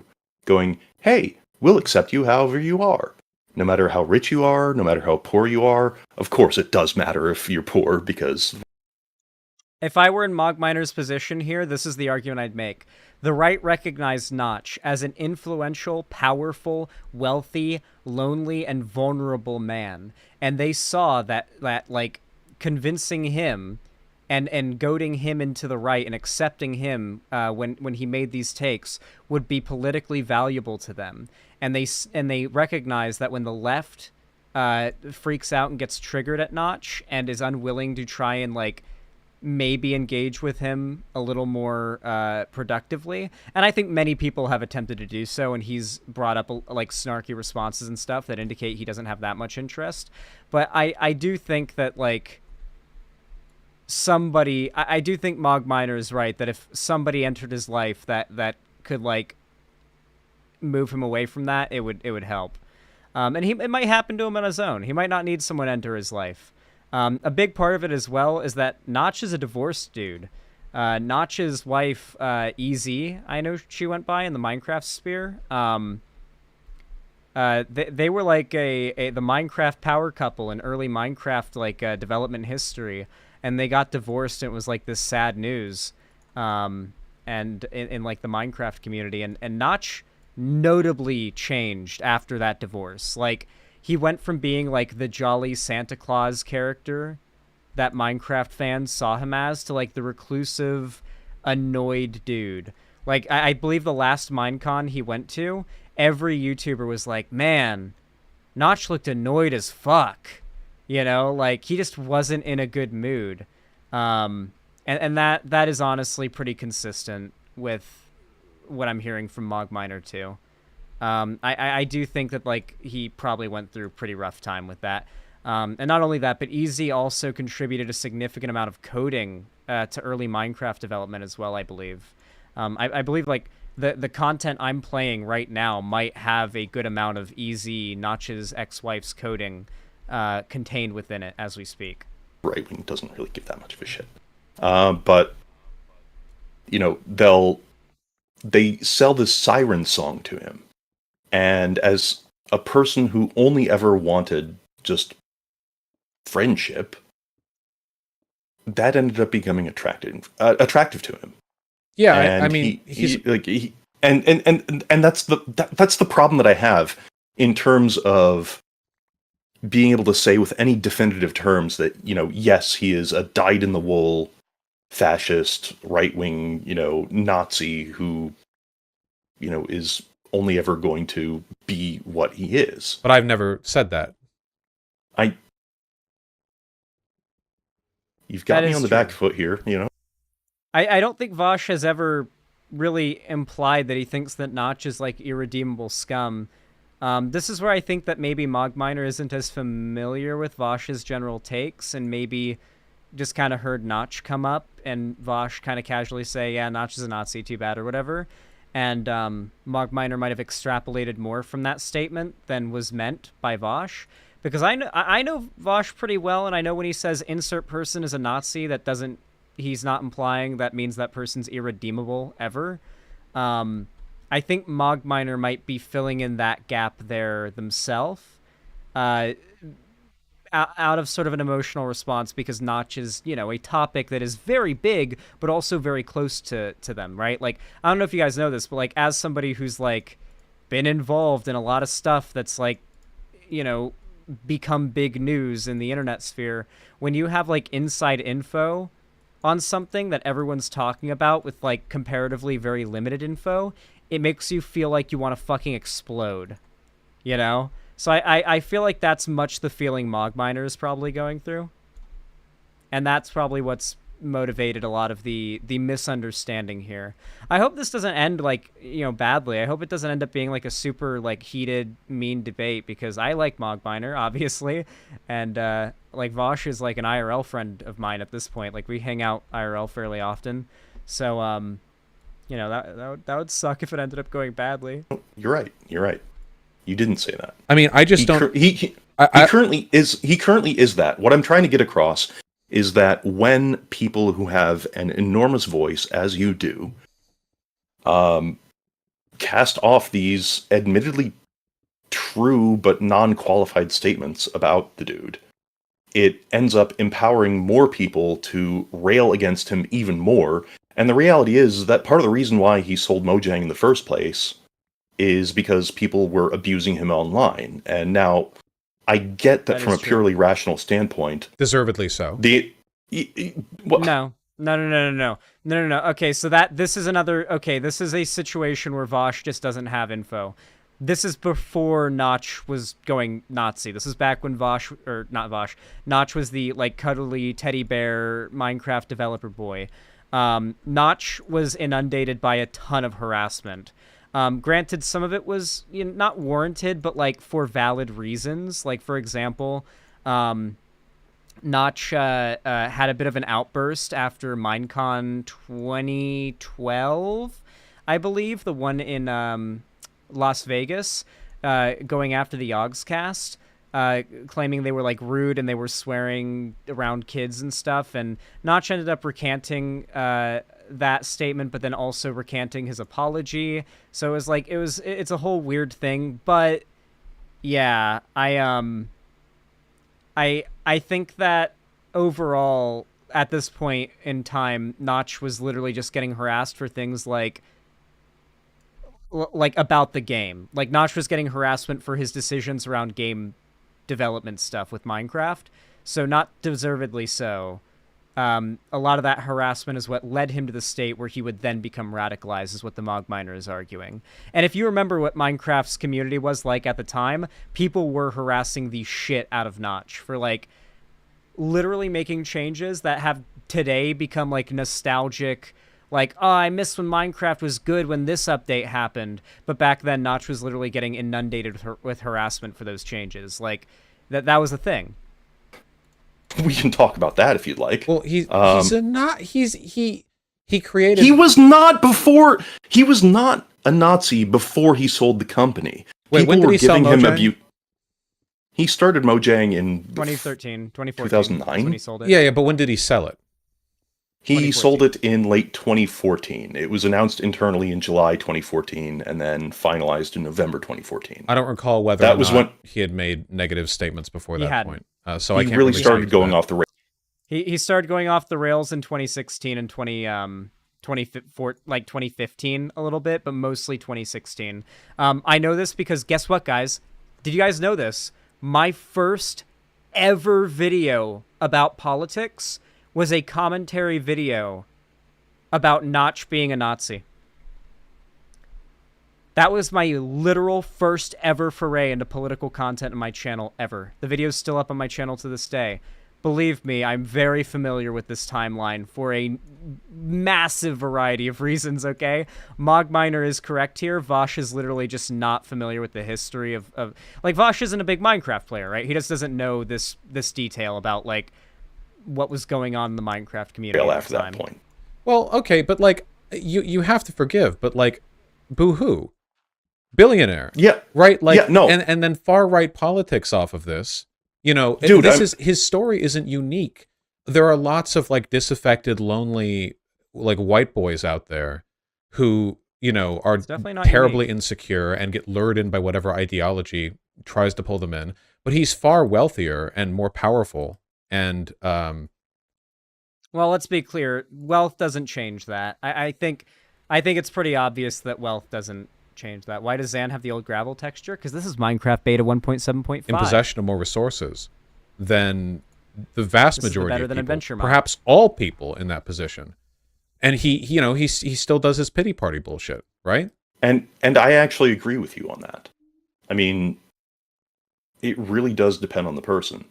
Like, you know, after the old Guitar Hero layoff in 2011, I spent a year pretty much scrounging change out of my roommate's couch cushions to buy a block of ramen, walking up to the grocery store, buy it, then go and stare at it and think, well, should I eat that today or wait until tomorrow? And then I went from that to the Mojang buyout bonus, and I said to myself, well, you know what? I'm going to put a down payment on a place so that I can help any friends, any acquaintances that I know. You know, and that is not how Notch seems to have treated things. But all that having been said, I just have a really hard time thinking. I have the biggest, fattest fucking grin on my face right now watching Vosh break that lectern and replace it over and over again, trying to get the librarian to offer what I'm assuming would be a mending book is what he's looking for. I had to do that the other day on 2B2T with like 12 villagers trying to get Prop 4, Thorns, Mending, Unbreaking 3, Water, Aqua Affinity, Respiration 3, and it took hours of breaking and placing lecterns. It was not fun. And then a bunch of the villagers lost their professions for some reason, because I guess I didn't lock in their professions fast enough by buying from them. And so a bunch of my progress went away, and only like 4 villagers kept their profession with the really good trades. So I've got to do a bunch of it all over again. But I put together a villager breeder on 2B. Once I've got that all done, I'll be streaming on 2B again more often. It's just that I'm doing some stuff off stream on 2B that I just don't feel like I can do without looking at guides and stuff. So once that's done, and I have more mindless stuff to do on 2B, then I'll do it on stream. That he is irredeemable. But I've never said he's irredeemable. But I don't think that we should coddle people just because they could be redeemed. He's incredibly powerful and influential. Like, of all of the people who deserve to be coddled, he is the least. Like, basically every Nazi in America is a higher priority, morally speaking, for coddling than he is. Because a lot of them have had to deal with, like, real adversity. And while that certainly doesn't excuse their political positions, you know, at the very least, it means there's probably, like, an underlying exacerbator. But in this case, like, what made him like this? Like, why fall into this? What, Divorce. because, like, those people appealed to him? Maybe he's just unlikable. I mean, how are you a billionaire with no friends? You have to be remarkably incapable of appealing to the people around you to be having problems like this. Like, Elon Musk has a aura of yes men, and he's incredibly unlikable. I mean, what is Notch doing? Vouch, I'm not trying to be pejorative about this, but as far as I'm aware, we're both on the autism spectrum, yeah? Mm-hmm. And can we both agree that maybe not either of us have as many social genes to rub together? And I will say,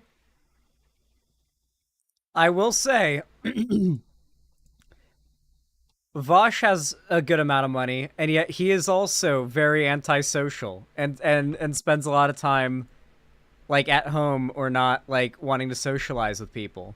He socializes, but he is generally quite antisocial, and you kind of have to twist his arm a little bit to get him into going out and doing stuff, to be fair.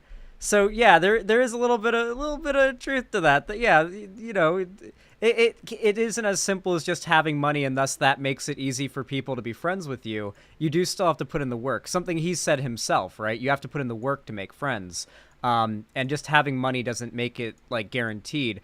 I mean, having money makes it harder, because then you don't know, as Mogminer mentioned before, you don't know who's genuinely trying to seek out a friendship with you and who's just a friendship gold digger, pretty much, right?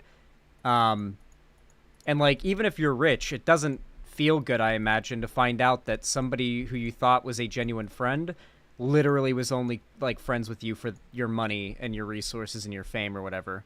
Like, that's, like, that being a worry at the prospect when you think about making friends has to be a pretty significant deterrent on its own, you know? well, not genes, but, like, just social. We don't have as much social experience to rub together, or we have more than most people who are there. And you're probably way better than me on that, in that regard. Like, you talk to people day in, day out. So, you know, I get that. But not everybody necessarily has that social experience. Well, maybe some people just get into their late 30s and are just naive. Well, maybe he's just, like, sometimes people are just unlikable, autism or not. Like, maybe he's just, like, kind of an unlikable piece of shit.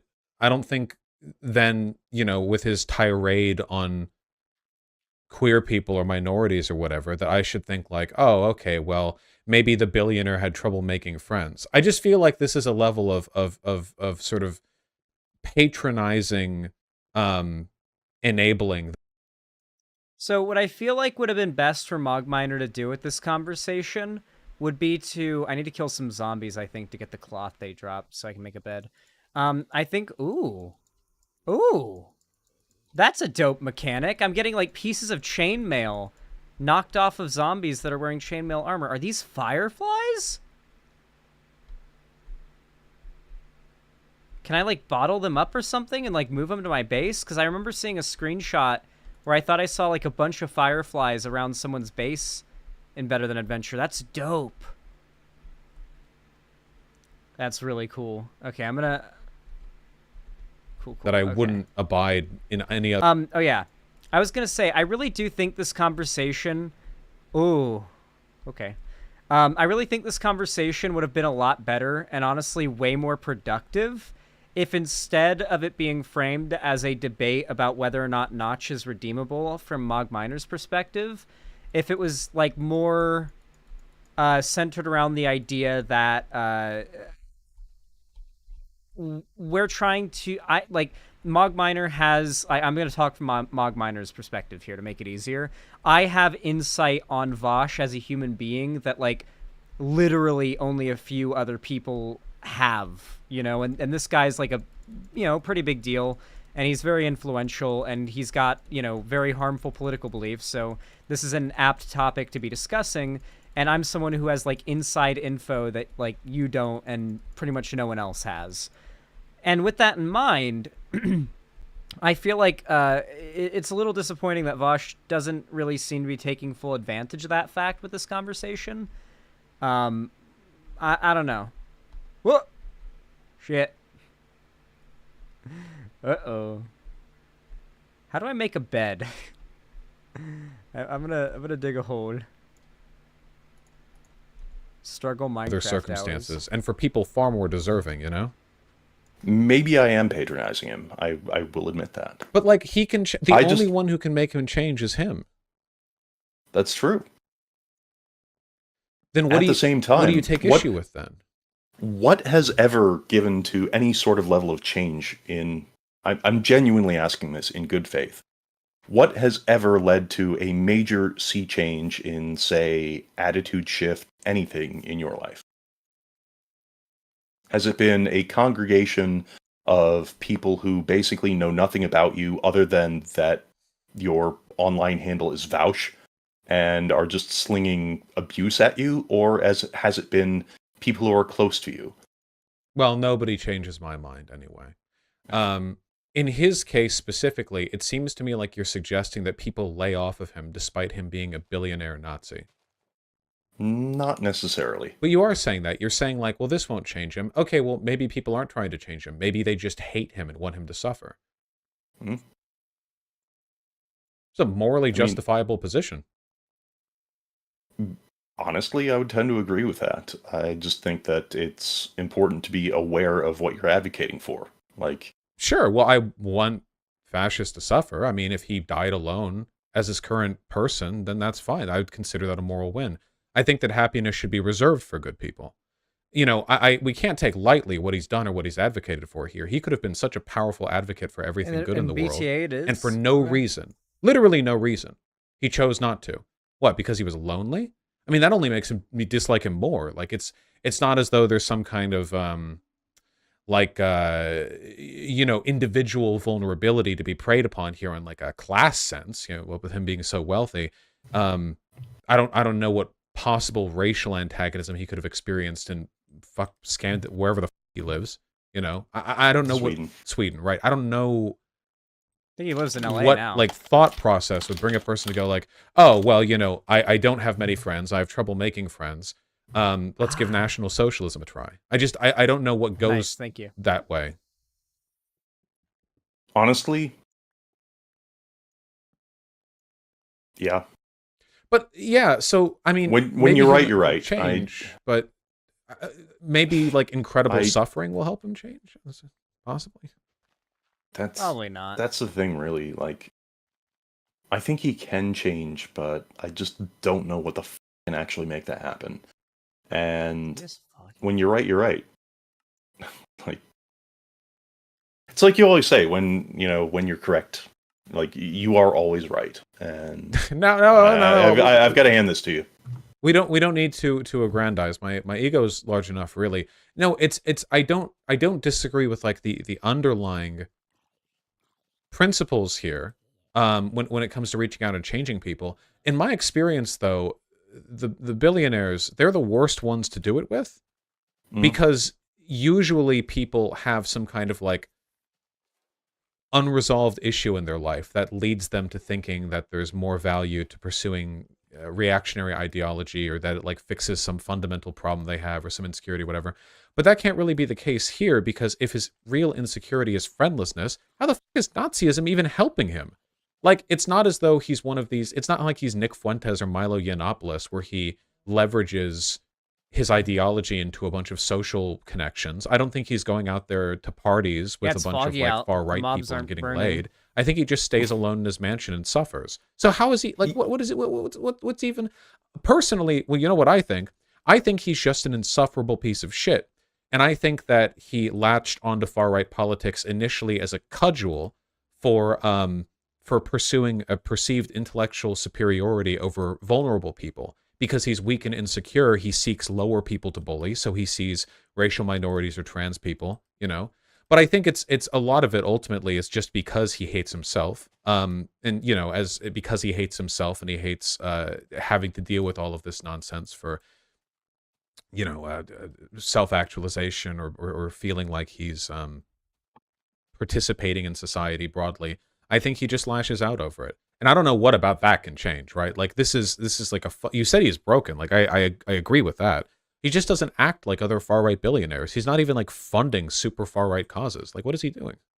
That's part of the reason why I'm arguing that he's kind of broken in that regard. Like, I mean, like, if he was a far-right billionaire, you know, who just goes off and fucks people over, I would be a lot more happy to just write him off. Well, you don't have to fuck people over to be a Nazi. I'm sure there are plenty of people out there that are interpersonally, like, great people that have, like, horrific political opinions. I know that's the case. I've literally had to end friendships with people that were otherwise awesome, but they fell down a bad track, and I literally could not continue being friends with those people with the values they held. I mean, that's self-care to an extent. Yeah, like, I don't know. You know, yes, I am a biased source in this regard. Like, I literally worked with him for about a year. And, you know, you said yourself that a lot of these people are arrogant and, you know, don't want to deal with trolls and things like that. And yet I'm just looking back on literally the day that I was out there, like out here for, you know, my first interview. And one of the other Java coders introduced me to him and was like, yeah, you know, Ryan here has been working on a bunch of Minecraft mods. And his immediate response was, oh, I'm sorry for the quality of the code. Like, he's just always been this incredibly awkward motherfucker. And just... I like that. Okay, that's the kind of energy I wish Mojang had these days. The first thing Notch said to the new employee is, I'm sorry for the code. Fucking real, dude. That is so goddamn real. He absolutely nothing about him. Meeting him in person screams right-wing ideologist, which is why I find this whole thing so hard to parse. Well, I don't think that he's like a hardline political advocate or anything, which is why his engagement seems mostly to be limited to like tweeting out bigoted shit and then crying himself to sleep at night. I don't really know why he feels he needs to be that way. But I just, yeah, it doesn't seem like coddling is really, because, you know, it's not as though Notch, like, exclusively receives negative attention, right? He's beloved by many millions of relatively apolitical people who don't know much about him except that he made Minecraft. That is true. The most popular game ever. So he still gets dick ridden a lot. In line with that, like, if he wanted to look for positivity, he could have found it, and probably has found it. It clearly just doesn't mean much to him. Yeah. I'm surprised he hasn't killed himself, since he's so apparently incapable of engaging with any positivity. He just does this self-destructive shit. Probably because his brother killed himself. Did he? Oh, I didn't even know that. Well, then I'm doubly surprised, because suicidality tends to be comorbid with other suicidality. Is that a Herobrine reference? Yeah, the whole Herobrine thing is only partially myth. Oh, like, wait, really? It having anything to do with Minecraft is actively a myth, but the fact that he did suffer a suicide in the family is extremely true. Well, if he's going to persist through sheer stubbornness, I would really appreciate That's unironically like fucking like lore. That's a lore fucking drop that just got casually dropped on Vosh's stream. That actually the Herobrine myth was partially based in truth. Yes, Vosh did have a brother, or not Vosh, Notch. I'm sorry, I'm brain mixed right now. Yes, Notch did have a brother, and he did die. That's awful, but also like holy shit. Wait, guys, what if Herobrine is real? Guys. Shit,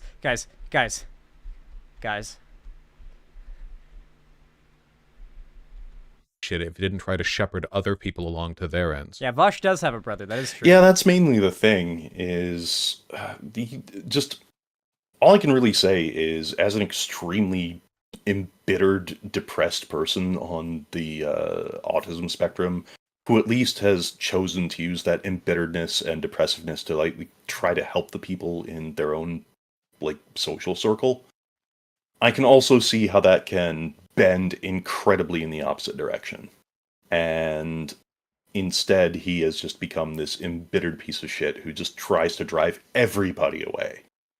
And I don't really know what there is to do with that. Like, I've experienced the loss of friends to the big S, and even as much of a piece of shit as he can be, I can't, in any good faith, actually wish that on him, if that makes any sense.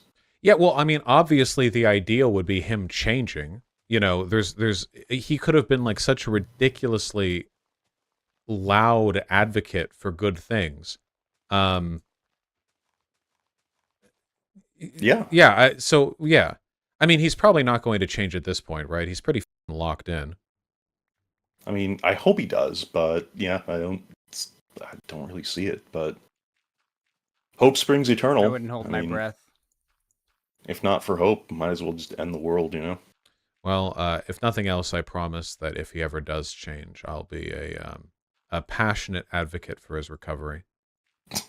Yeah, and if he doesn't change, feel free to tell me, just, you know, feel free to send me the occasional message to tell me that you told me so. All right? I'll be sure to. Take care, okay? All right, and sorry for the colossal waste of time, because it does seem like we're pretty aligned on this. No, actually, the Oliver Anthony thing was the last segment that I had lined up, so this is not at all inconvenient for me. All right, appreciate it, man. Have a wonderful day. Be well. I'm glad this convo went well.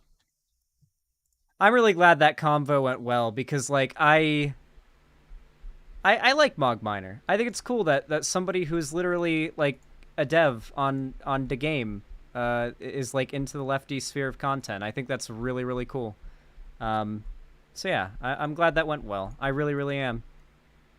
I'm trying to figure out how I want to make this house. Yeah.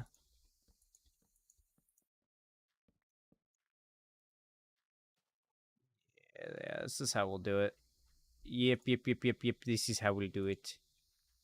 Yes, this is how it will be. Notch needs a lot of therapy to work his shit out. Yeah, I don't disagree with that statement by any means.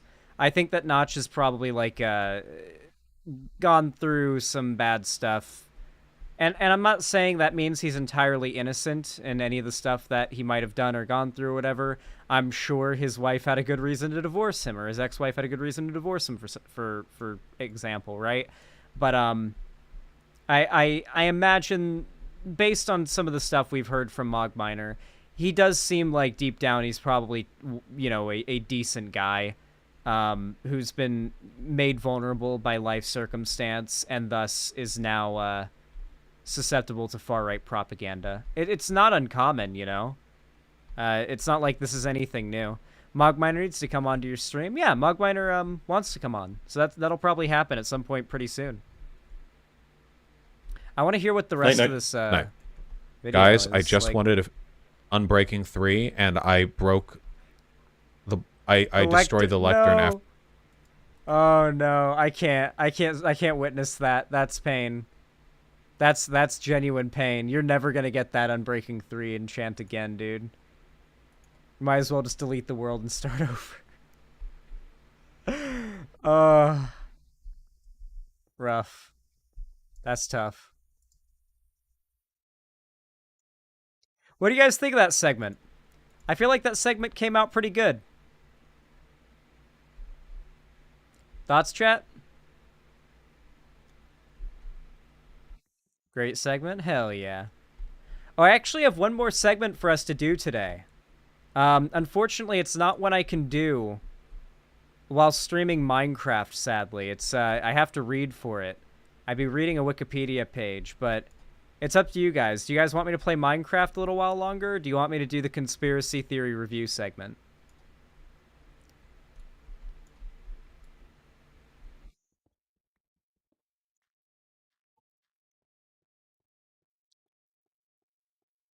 Minecraft, read, Minecraft.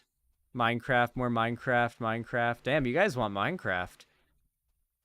Depends which conspiracy. I don't know if I want to say until I'm ready to do the segment.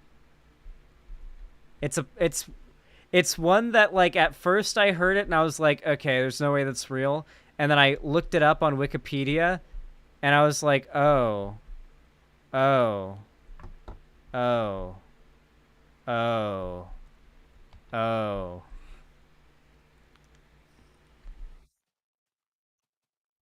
Why not do both? Because I have limited energy.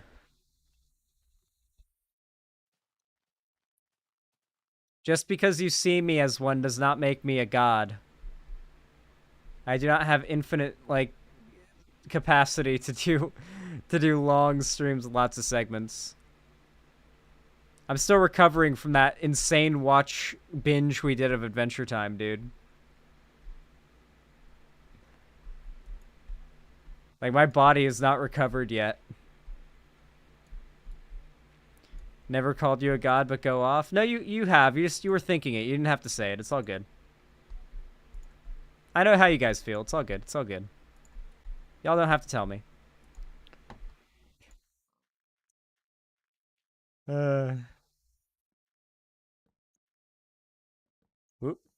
We're gonna build the most Minecraft beta house that ever Minecraft beta housed. Holy shit, we don't have enough wood. I had to plant these saplings. Do I have any bones? Oh, I don't have any boners. Damn it. To be fair, Xan is a powerful drug. True. I really hope I can bottle up those fireflies and, like, put them around my base to blink at night or something. That would go so hard. Yeah, you're not coming up here, buddy. Oh, what's the matter, buddy? You can't come up? Aww. Aw, you can't come up here? Aw, I'm sorry. Oh, are you mad? Oh, who's mad? Who's mad? You're mad. You're fucking mad, dude. You're so mad. Fuck creepers. Oh yeah, how's the new keyboard? Really good. I literally just bought, like, the most random keyboard off of Amazon that was, like, in the $50 price range. It's usually where you want to look for, like, a decent keyboard. I was like, okay, I'll go with this one. It's like the Steel Series something. It is really good. It's way smaller. I didn't realize how oversized... Wow, okay. I didn't realize how oversized my old keyboard was until I got this one. It's way smaller in a good way. It fits my desk and has given me way more space for just everything, which is super nice. I really like it. I like it a lot.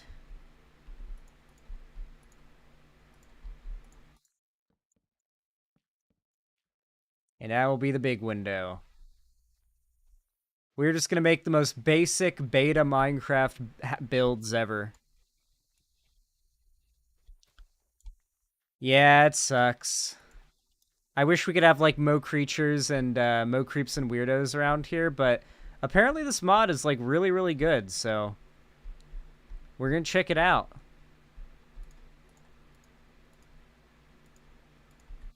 Or at least I'm going to check it out. Of course, this world will only be for on stream. I won't be playing this off stream, so you guys can rest assured that no progress will be made without you guys seeing it with your eyeballs. I've never been much of a Teenage Mutant Ninja Turtles guy, I'm gonna be real. Not that I dislike it or anything, it's just I've never really I know there's a fabric port of this mod. Cool. I've never been particularly into Teenage Mutant Ninja Turtles. I'm sorry, guys. I know there'll be some fans of it in chat that are like, sacrilege! But no, it's just not been my thing. I have a Steel Series keyboard and headphones, and I love them. Very difficult to break. Oh, really? I didn't know these were fairly sturdy, too. That's good to know. Gotta gather up the cloth from the zombies. I'm not gonna lie, this cloth item looks so much like a vanilla Minecraft item from Minecraft 1 beta. Like, something that this has done very well so far is that it really does feel like an alt history version of Minecraft, where it went down a different development fork. I don't know yet whether or not I think it's better. Obviously, I can't say with how little time. Oh my god, a flower just grew. That's awesome. Wait, there are like plants and flowers and like tall grass growing on their own. That's really cool. That does a lot to help make the world feel more alive. Apparently there are also seasons. Apparently like every 7 Minecraft days the season changes. So there's like a winter, or you start out in summer, then there's a fall, winter, and then spring. And it affects like farming and whatnot too.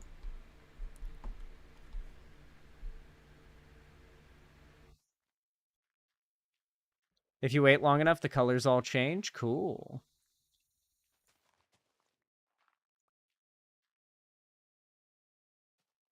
All right, I'll wait for these trees to grow. You know what I'm going to do? I'm going to make the lining here out of cobble. Just because we are in Minecraft beta and we're making a really simple Minecraft beta house does not necessarily mean press R to open the guidebook. Oh! Oh, that's handy as fuck. Okay. Wait, that's super handy. You can fill out the guidebook. That's really cool. That's really, really cool. And whenever you discover the item, it tells you what the recipe is. That's cool as hell. I like that. That's such a Minecraft way to do it, too, you know? Very simplistic, very just, you know, leave you to your own devices almost. You got me into Minecraft, saved up to buy the game? Wait, really? I got you into Minecraft? That's crazy. In 2023, I got somebody into Minecraft. That's wild. I mean, I'm glad you like the game. Or, I mean, I assume you like it if you bought it. I highly recommend just starting out with vanilla modern Minecraft 1.20. Maybe learn, like, look up how to download Fabric and, like, Sodium and some mods to get shaders or just better performance, because Minecraft can be a bit laggy, and there's way better performance you can get out of the game and even better visuals you can. But I'd recommend just trying to make a world and playing that world without ever deleting it in vanilla. Just play it. Do not delete it. Your first Minecraft world is a very valuable thing, and pretty much no one nowadays has a first Minecraft world that they still have. Because either they held on to it forever and they're one of those rare people, or like they haven't played Minecraft yet and they just started, which is pretty rare. So hold on to your first world.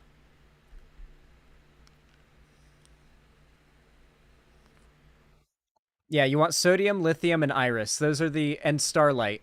Those are the big performance mods for Minecraft. There are a few other ones that are pretty good to have, and literally all they do is make the game run better and optimize it in different ways. So you get less crashes, less lag, less stuttering, less just issues with the game overall. They don't even change the fundamental gameplay. It's just like, do you want the game more polished? And it's super easy these days, too, to get mods. Like, Minecraft modding used to... oh, I don't know why I'm using my fist. Minecraft modding used to be, like, nightmarish. Like, it was really bad. Like, it sucked. It was, like awful. But nowadays it is quite easy. I like how fast leaves break with an axe.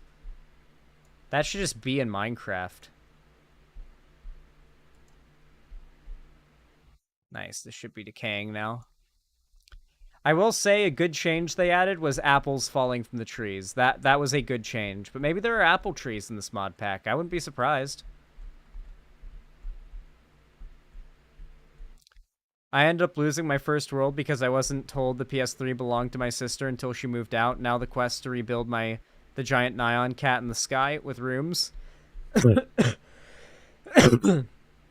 That is a timely reference, Nyan cat.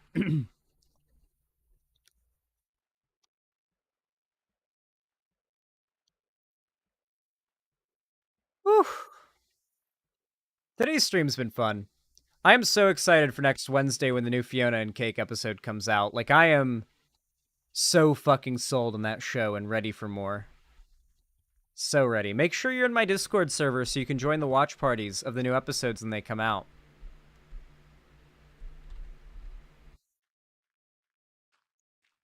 It's so good. It's so good. It's so good, dude. It is so peak.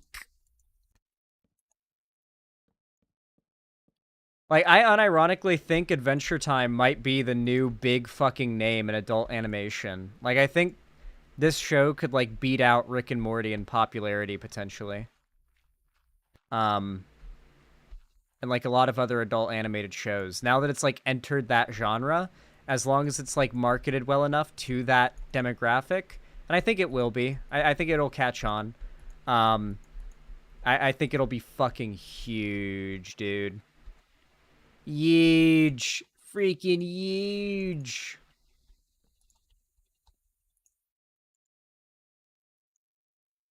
Oh, cool. They craft 2 at a time. That's handy. Yeah. I'm doing the craft. I'm doing the mine. It's happening. Whoa. I'm Minecrafting. Whoa. It's an adult animated show? You didn't... I guess you weren't here for our review of Fiona and Cake, but yeah, Fiona and Cake's rated TV 14. There's, like, blood and gore and swearing in it and stuff. So, yeah. They explicitly made it for fans of the original show as a show for adults, because we're adults now. I need to get caught up. You theoretically could just start off with Fiona and Cake. Does Fiona say what the shit, though? Dude, I could not believe it when Finn said to Simon, I used to bust your balls about those old stories you used to write. When he said bust your balls, I laughed hard. Saying bust your balls from Finn's very in character for him. It was hilarious.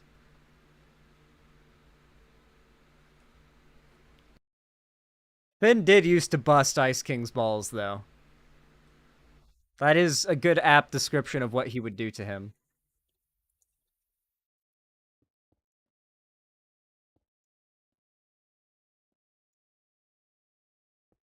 Well, I need more sand.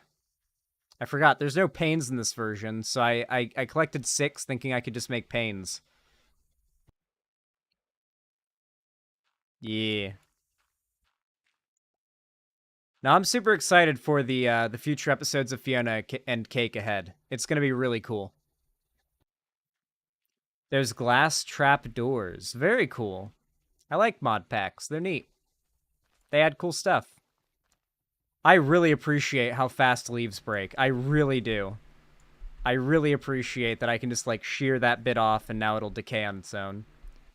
That is a good feature. Apparently this was inspired by the Better Than Wolves mod, like, conceptually, which is pretty interesting, because, like, the idea behind it was that maybe we could, you know what? While gaming, I can put on non-political videos, too. You know, there's no rule that says it has to all be political videos. I think there's a,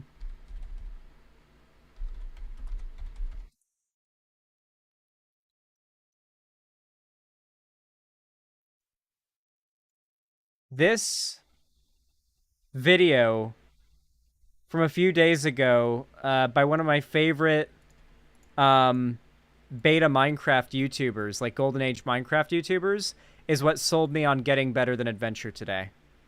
This video is what sold me, guys. All right, it's time. I've covered a lot of modern old mods on this channel, meaning mods that have been developed in the last few years for some of the oldest versions of the game.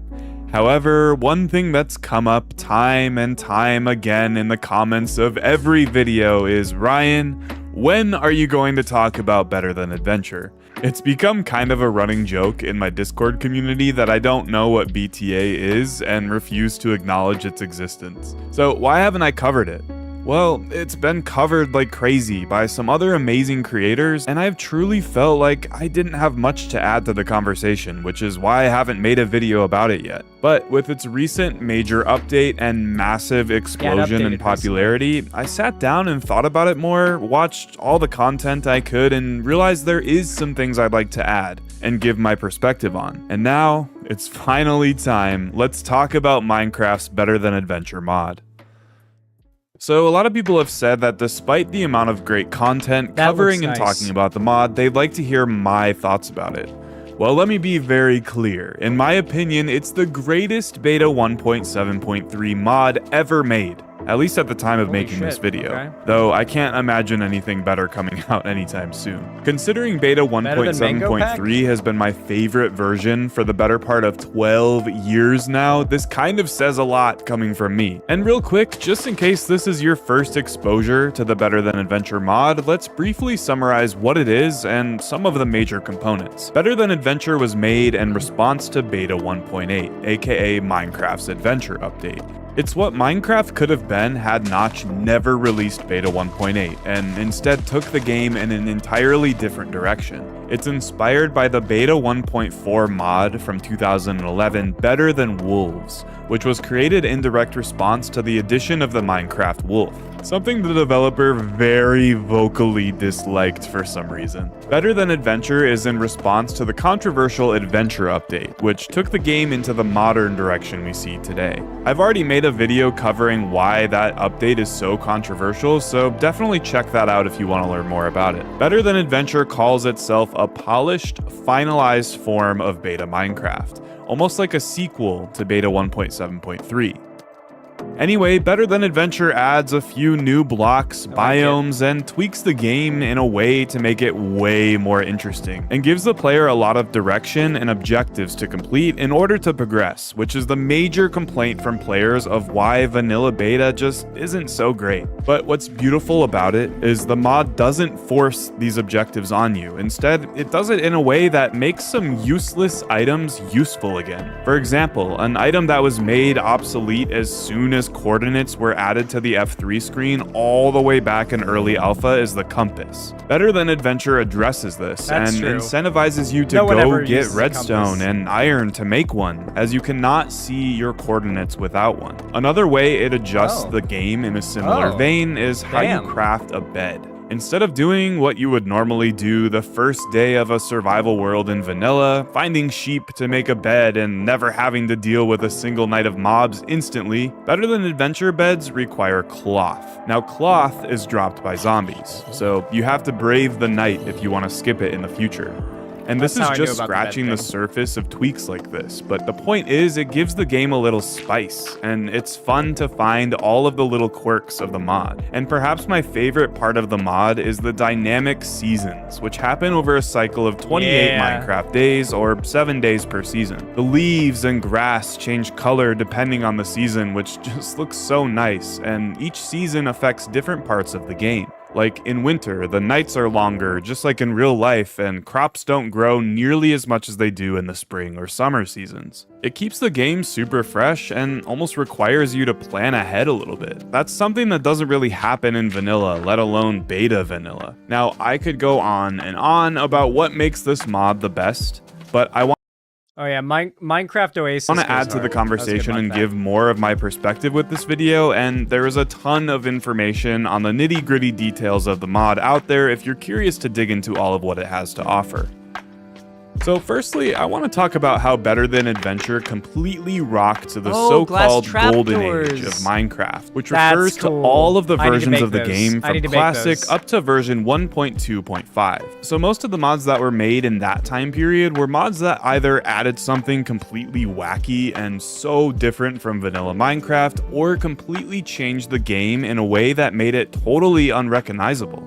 Apart from Better Than Wolves and a few less popular ones, the quote-unquote alternate timeline style of Minecraft mods didn't really happen until way later. When Better Than Adventure came out in summer of 2021, it completely exploded that genre in a way that no other mod genres have ever seen before. Before it came things like Not So Secret Saturday and New Frontier Craft, both of which are considered the grandfathers of the Golden Age modding movement, but nothing really took off like Better Than Adventure did. There was a huge wave of people flocking back to the old versions of the game again. Tons of mods came out, ones that I've talked about before. Re-Indev, Minecraft Diverge, Authentic Adventure, the Legacy Plus trilogy. Developers have been inspired, creators have been inspired. Mods like this have helped me rediscover my love for the early versions of the game again, and I am blessed to share that with so many people who watch my videos. It's really hard to put into words how mods like this feel. It's really like replaying the game for Nostalgic the as first fuck. time all over again.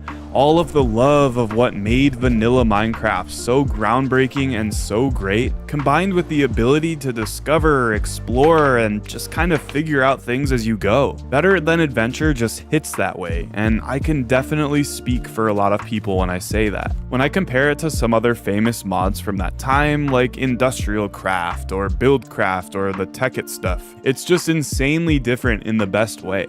Those mods are great in their own right, but change the game so much that it doesn't really feel like Minecraft at a certain point. Not saying that's a bad thing, and again, those mods are great, but Better Than Adventure just...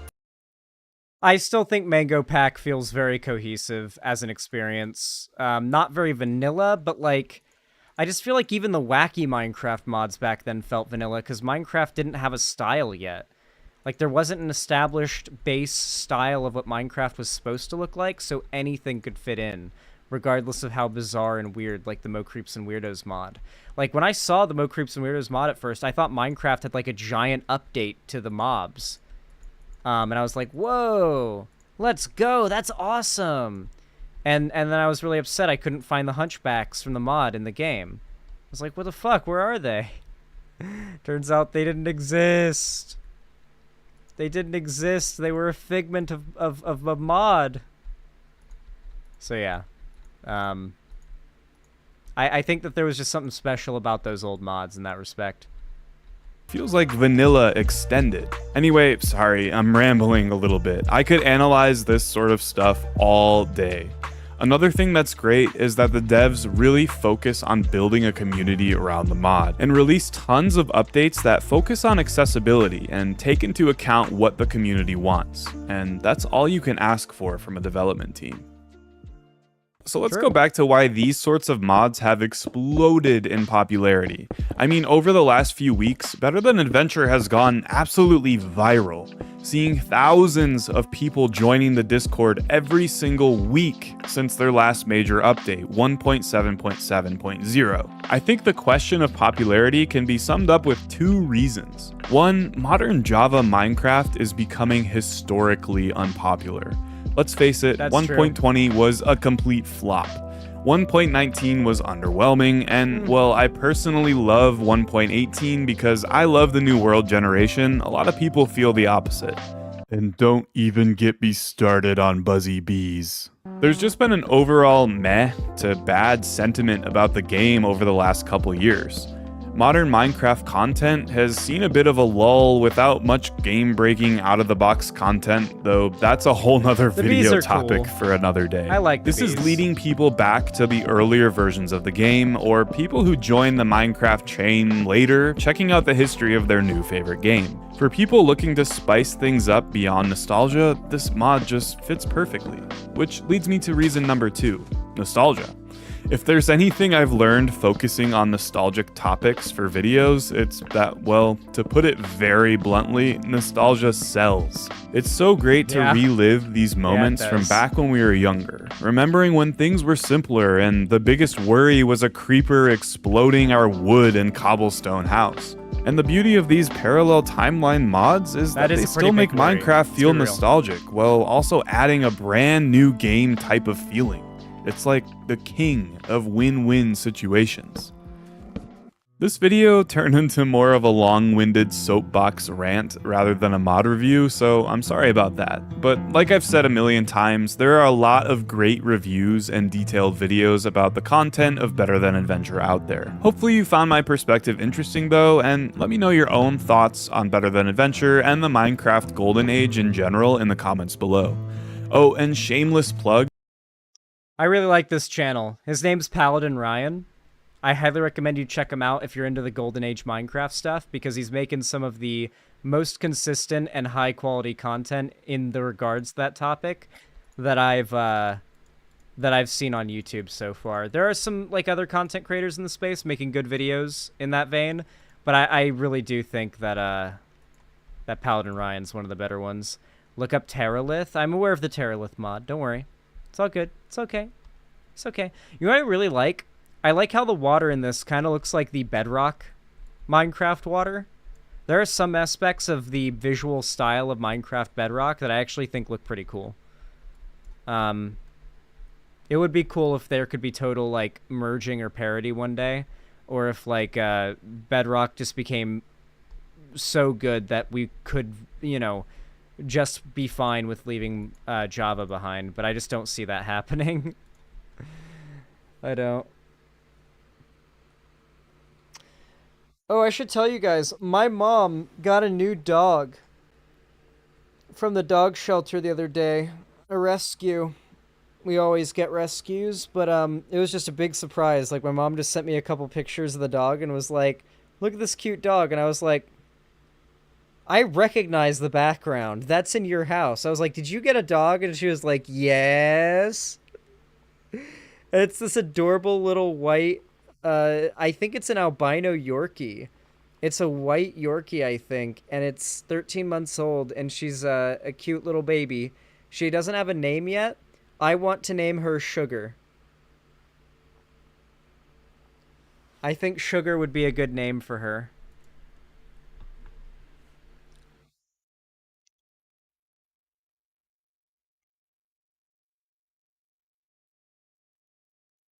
Could be a Maltese. I could show you guys a picture of her and see what you guys think. Remind me to do that later. Zan Southerner moment?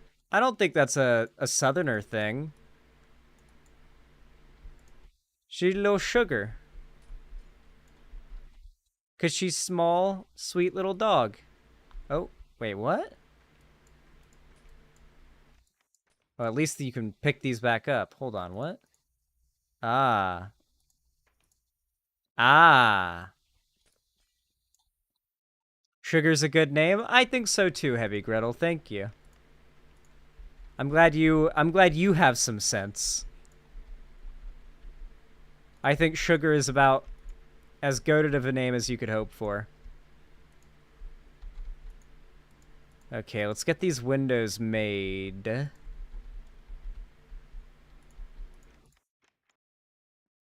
Okay. Oh, yeah, we have almost the perfect amount. Never mind, because we need the 2 for there.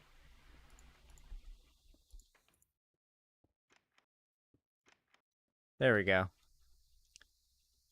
Yeah, Sugar, I think, is a fantastic name for a tiny white dog. Tiny dogs are the best. I don't care what anybody says. Tiny dogs are awesome. I love little tiny dogs. They're really cute.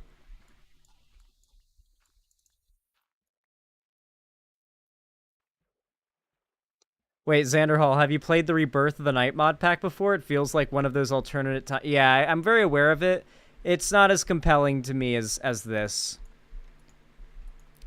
I do appreciate the recommendations, though. What I really want is for Mango Pack to get multiplayer. Apparently this does have multiplayer, so I could potentially host a server and play it with friends. There might be some public servers too, so maybe I'll play a bit in private with friends, and that'll help me like learn about the mod pack, so when I play it on stream I know what I'm doing. But I've got a pretty packed schedule as it is, so I don't know if I'll have much time to play that many different versions of Minecraft, you know? Heavy Gretel, thank you so much for the tier 1 gift sub to Morgan Grail. I really appreciate that. Thank you so much for the $5. Said, white name Genocide, blue name Master Race Heart. Thank you, Heavy Gretel. I really appreciate that. That's very, very kind of you. Thank you, thank you, thank you. I hope Morgan Grail appreciates the tier 1 gift sub. And then Tier Star, thank you for the $15. Thank you very, very much. That helps a lot. Says, love the mini resurgence Minecraft is having in our corner of the internet. Aw, yeah, I think it's nice. It's been fun. It's been really, really fun. And then Cleaver120, thank you for the tier 1 gift sub to Cran Collector. I really appreciate that as well. Thank you for the $5. Says, here's a sub for you. Hug. Thank you. I appreciate it. All right, let me update the dono goal.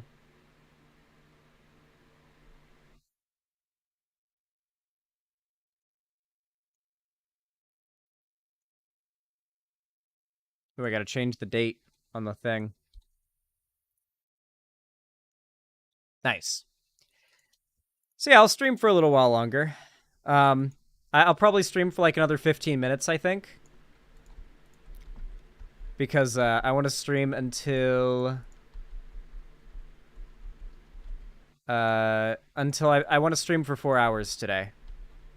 And we are about 14 minutes away from that. So I'll probably stream for about 15 more minutes. Okay. Nice, we did it. We got a house. Now we just need to go mining and actually find a cave that has some good sturf in it, you know? We keep finding these, like, nigh abandoned caves. Conspiracy segment? No, I want to play Minecraft. Tell you what, though, guys. I will be streaming tomorrow. So with that in mind,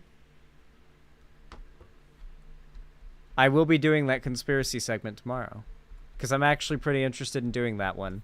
I think it'll be fun. So definitely make sure you try to, you know, just try to be here tomorrow. I have school tomorrow. Well, it'll be in the afternoon my time, which is PST. So it'll be later for you if you're anywhere east of me. But even then, like, you should be able to catch, like, the later part of my stream. Plus, the VOD will be up. Unless I end up streaming way earlier, which I might. Ideally, I would. Are those sponges? I think those are sponges in the water. That's cool. We gotta find a freaking cave. Isn't Saturday tomorrow?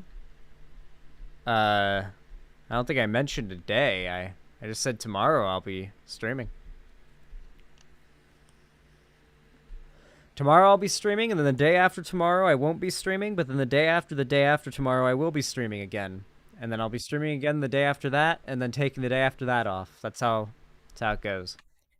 And now I no longer have anything crazy going on that's messing with my schedule, so it shouldn't be hard to keep up that time frame for you guys. Did you forget to change your stream from just chatting to Minecraft? Yeah, but I don't think it's that big a deal, because I am just chatting right now.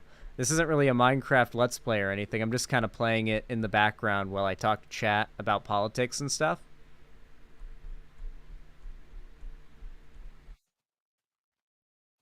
But, yeah.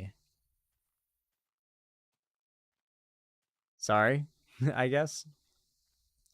Every once in a while, if I forget to change the topic on Twitch, there'll be someone who comes into the chat, like, very clearly mad that I'm not streaming the topic that they clicked on for some reason, which is weird.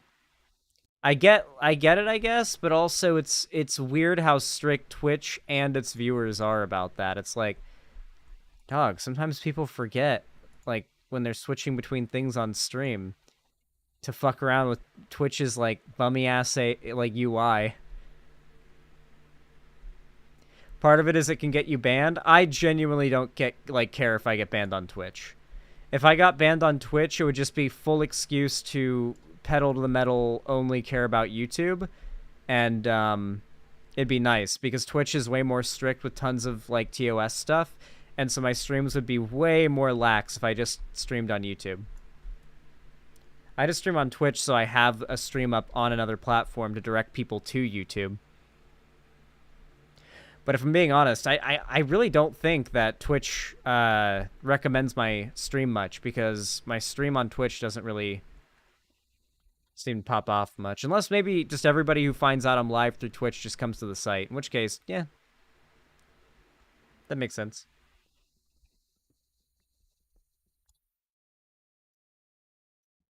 What should I order for dinner tonight, chat? I'm hungry, and I gotta get myself dinner. I'm wondering what I should order.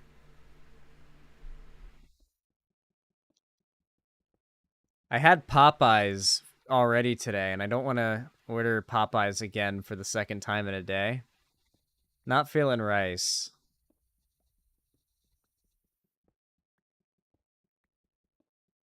You guys are recommending chicken.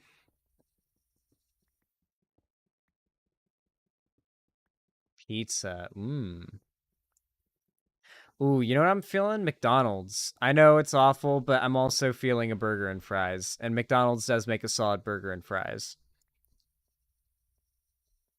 And it's easy to deal with their customer service if my driver doesn't deliver the food.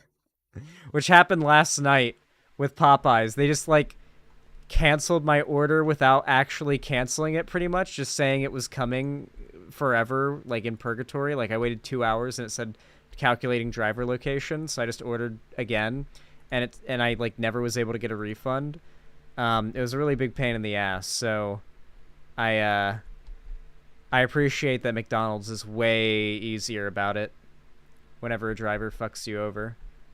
And it sucks because I always tip the maximum amount to the driver whenever I get my food delivered, for numerous reasons, you know, to lessen the likelihood of my food being tampered with, as well as, you know, because I think that people working gig economy jobs are probably not in the best spot financially, and so, like, $2 instead of like 80 cents for the tip is not that bad, or whatever it is, like $4 tip instead of like a $1 tip. It's not that big a deal to, like, help somebody out who's probably not in the best place financially, you know? Well, I don't believe that good deeds come back around, and I don't believe in karma.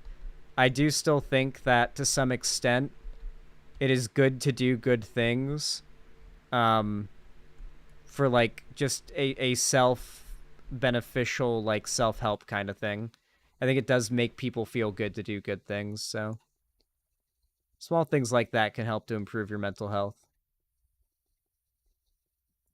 That's got to be a thing. I'm sure there's some psychologist in chat that could be like, yeah, no, Zan's speaking the truth here. For McDonald's, I like the triple cheeseburger and apple pie. I never get cheese on burgers because I don't like cheese mixed with meat, but I'm definitely going to get a burger and 2 large fries. That's for sure. I'm a psychologist, and Zan is right. Good. Glad to know. Glad to know that I'm correct and based as always. Kosher Xanderhall? Wait, is that a thing? Is that, like, could I just, like, tell people when they get, like, pissy about my food preferences that the reason I don't like meat and cheese mixed together is because I'm Jewish or something? Can I just, like, fake Jewish valor?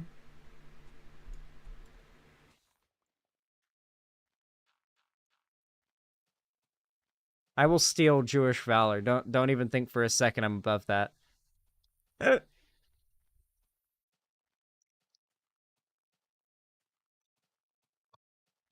Look at my little house. It's so cute. Little beta Minecraft house. Can you identify Washington state towns you know of now that you live in the state? Yeah, I think I know the state area pretty decently well around Seattle at this point. Not, like, as well as I will in, say, a year or plus, but, like, you know, I don't have to bring up my GPS to walk around Seattle to go to my stores and shops that I regularly visit, you know? Like, I've memorized my neck of the city.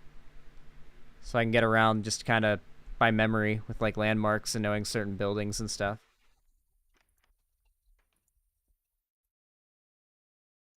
It's cute. Let's make ourselves some iron armor. I like how I can open up the windows and I can close them. It's cool. That's neat. How expensive is it to live in Seattle? My current situation is really, really good.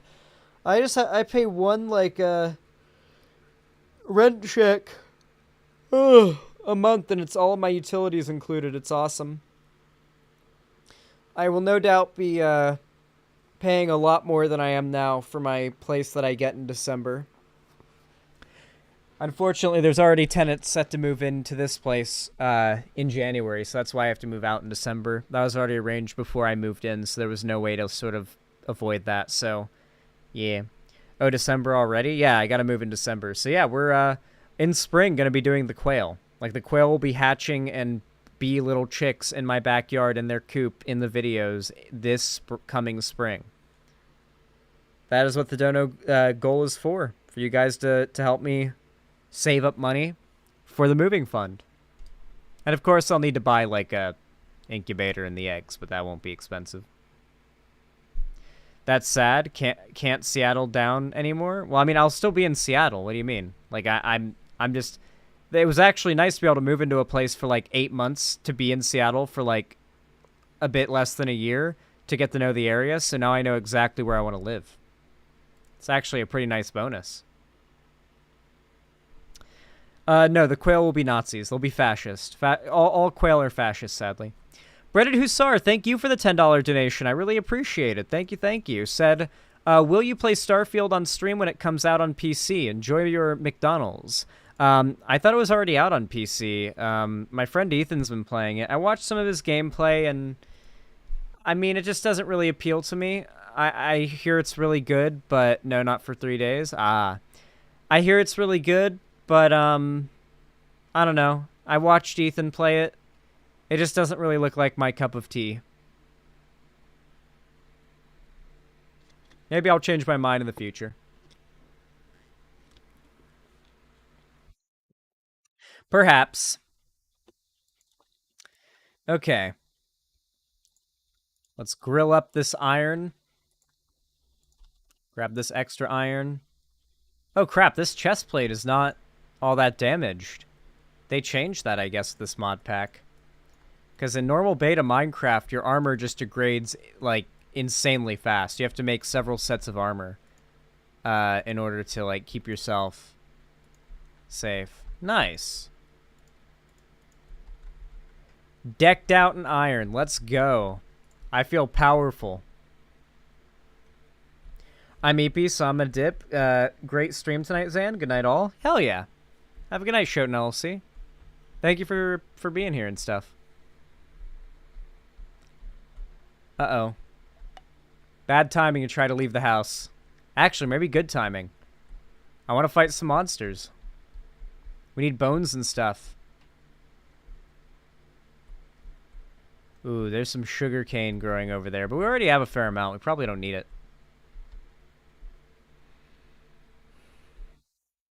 All right, let's fight some monsters, some demons of the Abyssal Night. I think something they did with this is also change the lighting engine to make it even darker than original beta Minecraft was, which really contributes to the, like, I do think Minecraft just overall should try to be as dark as possible. And like at night particularly, the only places you should be able to see, I think, are places you've lit up. Like besides like a faint outline and like the sound and movement of monsters in the darkness, in the shadows. I think that adds a lot, and that's basically what they've done here. Oh, look, fireflies. You know what? Does anyone here who's played Better Than Adventure know how I can get the fireflies? Like, I feel like I can get them over to my house. Can I, like, bottle them up or something?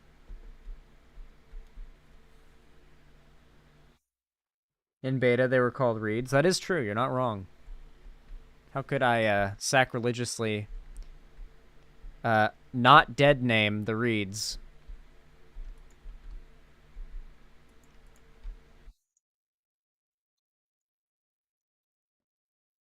Maybe try putting them in a bottle? I'm gonna do that.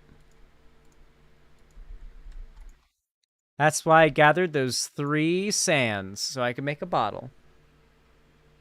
If bottles even existed in this version, I actually don't even remember if they did. I think brewing existed. What does Zan think of 2B2T alternatives like Constantium and 9B9T? I think it's cringe. I genuinely do. Like, maybe if, like, you literally just can't afford 2B2T Prio-Queued, that's cool, but, like, I feel like playing on Constantium and other 2B alternatives is a massive waste of time, in my opinion. Just for me, 2B is, like, the canon Minecraft server. Ooh, jars. Yeah, I think that is how you get them. And I don't really see any reason whatsoever to play any other server that's not being run by, like, me or my friends. That's just kind of my vibe, I guess. Why? Well, 2B2T is largely special for its history, something that any other attempt at an Anarchy server or 2B2T clone will only ever pale in comparison to the real thing, you know? They're called 2B clones for a reason. They're lesser experiences people go to because they can't, for whatever reason, they can't access the ideal real experience at that given time, right? So that's my general perspective. I just don't really care about the temp, or not temp servers, the, you know, the same logic applies to the temp maps on 2B too. Like, I don't even play the 2B temp maps because, like, nothing I do on there matters. Oh, hell yeah. Okay, we were able to get 3. Oh, I got baboomed on. Hurt my armor a little. Okay, I want to find some more fireflies. I want to try to get 4 jars of fireflies. We'll finish off the stream with releasing our fireflies around our house, around the outside. I like this mechanic. I wish they would add fireflies like this as a mechanic to modern Minecraft. Like, you would just kind of find a like, mob of them, like a swarm floating around, and you would jar them. Oh my god. Whew. Porcupine makers. Oh, brother. There's a spider on my butt. I'm gonna die. Oh. No, I'm not. You forgot. I am the Minecraft god. No one's better at this game than I am.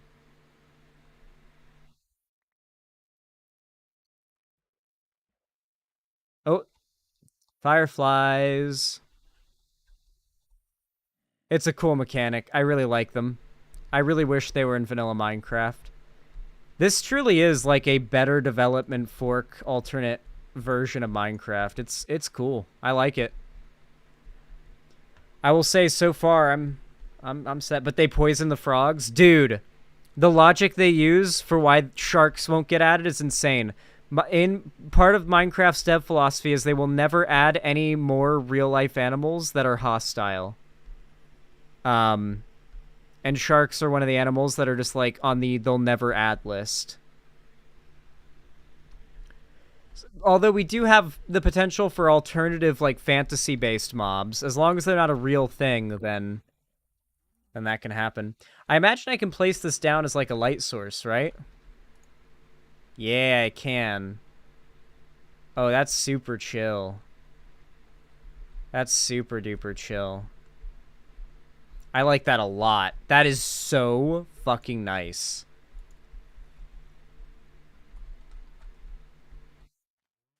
Here, let me break this. Oh, it doesn't... Oh, no. Are the fireflies free at least?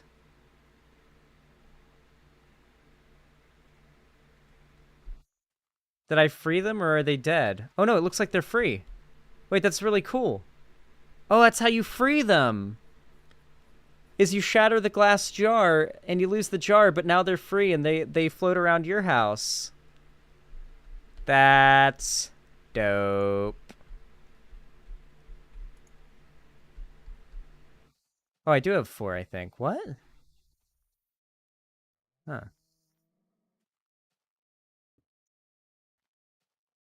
That's cool. So I'll break this one, and break this one. And the fireflies will start flying around. That's so cool. You would not believe your eyes if 10 million fireflies lit up the world as I fell asleep. This is dope. No, yeah, you guys don't like it. Yeah, I'm loving this Better Than Adventure mod pack so far. This is cool. How hard would it be for them to add this to vanilla Minecraft? Really? Look how much of like a cool little atmospheric changer this is to the game. I love the fireflies. They're so cool. Let's chop down these trees. We need the wood. And I think it's about time to wrap up stream in just a moment. I really appreciate y'all coming out to stream today, and especially for all the support you've sent my way. You guys have been dropping hella donos and being real kind in chat. I feel like we got some good segments today. I really hope to see a lot of you here tomorrow.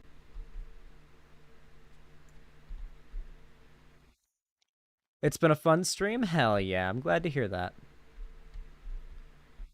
Am I allowed to link music in chat? You can link music, it's just I might not click on the link. I almost certainly won't click on the link.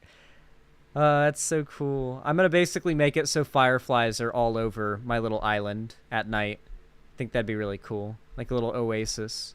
I'm gonna make a bridge that goes from here to the mainland. Like a little bridge thing. And this is gonna be my little island of seclusion. So I'm safe from the horrific creatures that want to tear me to shreds at night. Anyway, though, I'd say this is a pretty good first day in Better Than Adventure. I'm a Minecraft pro, if you will. So yeah. Let me close out the game real fast. Nice, nice. All right, everybody. You guys have been absurdly kind today. I really do appreciate all of your support and all of the, all the kind words and you guys being here. Thank you, thank you. Can you map out the sexuality of every Minecraft mod? No. They're all asexual. With all that said, I really appreciate you all watching. As always, have a good one.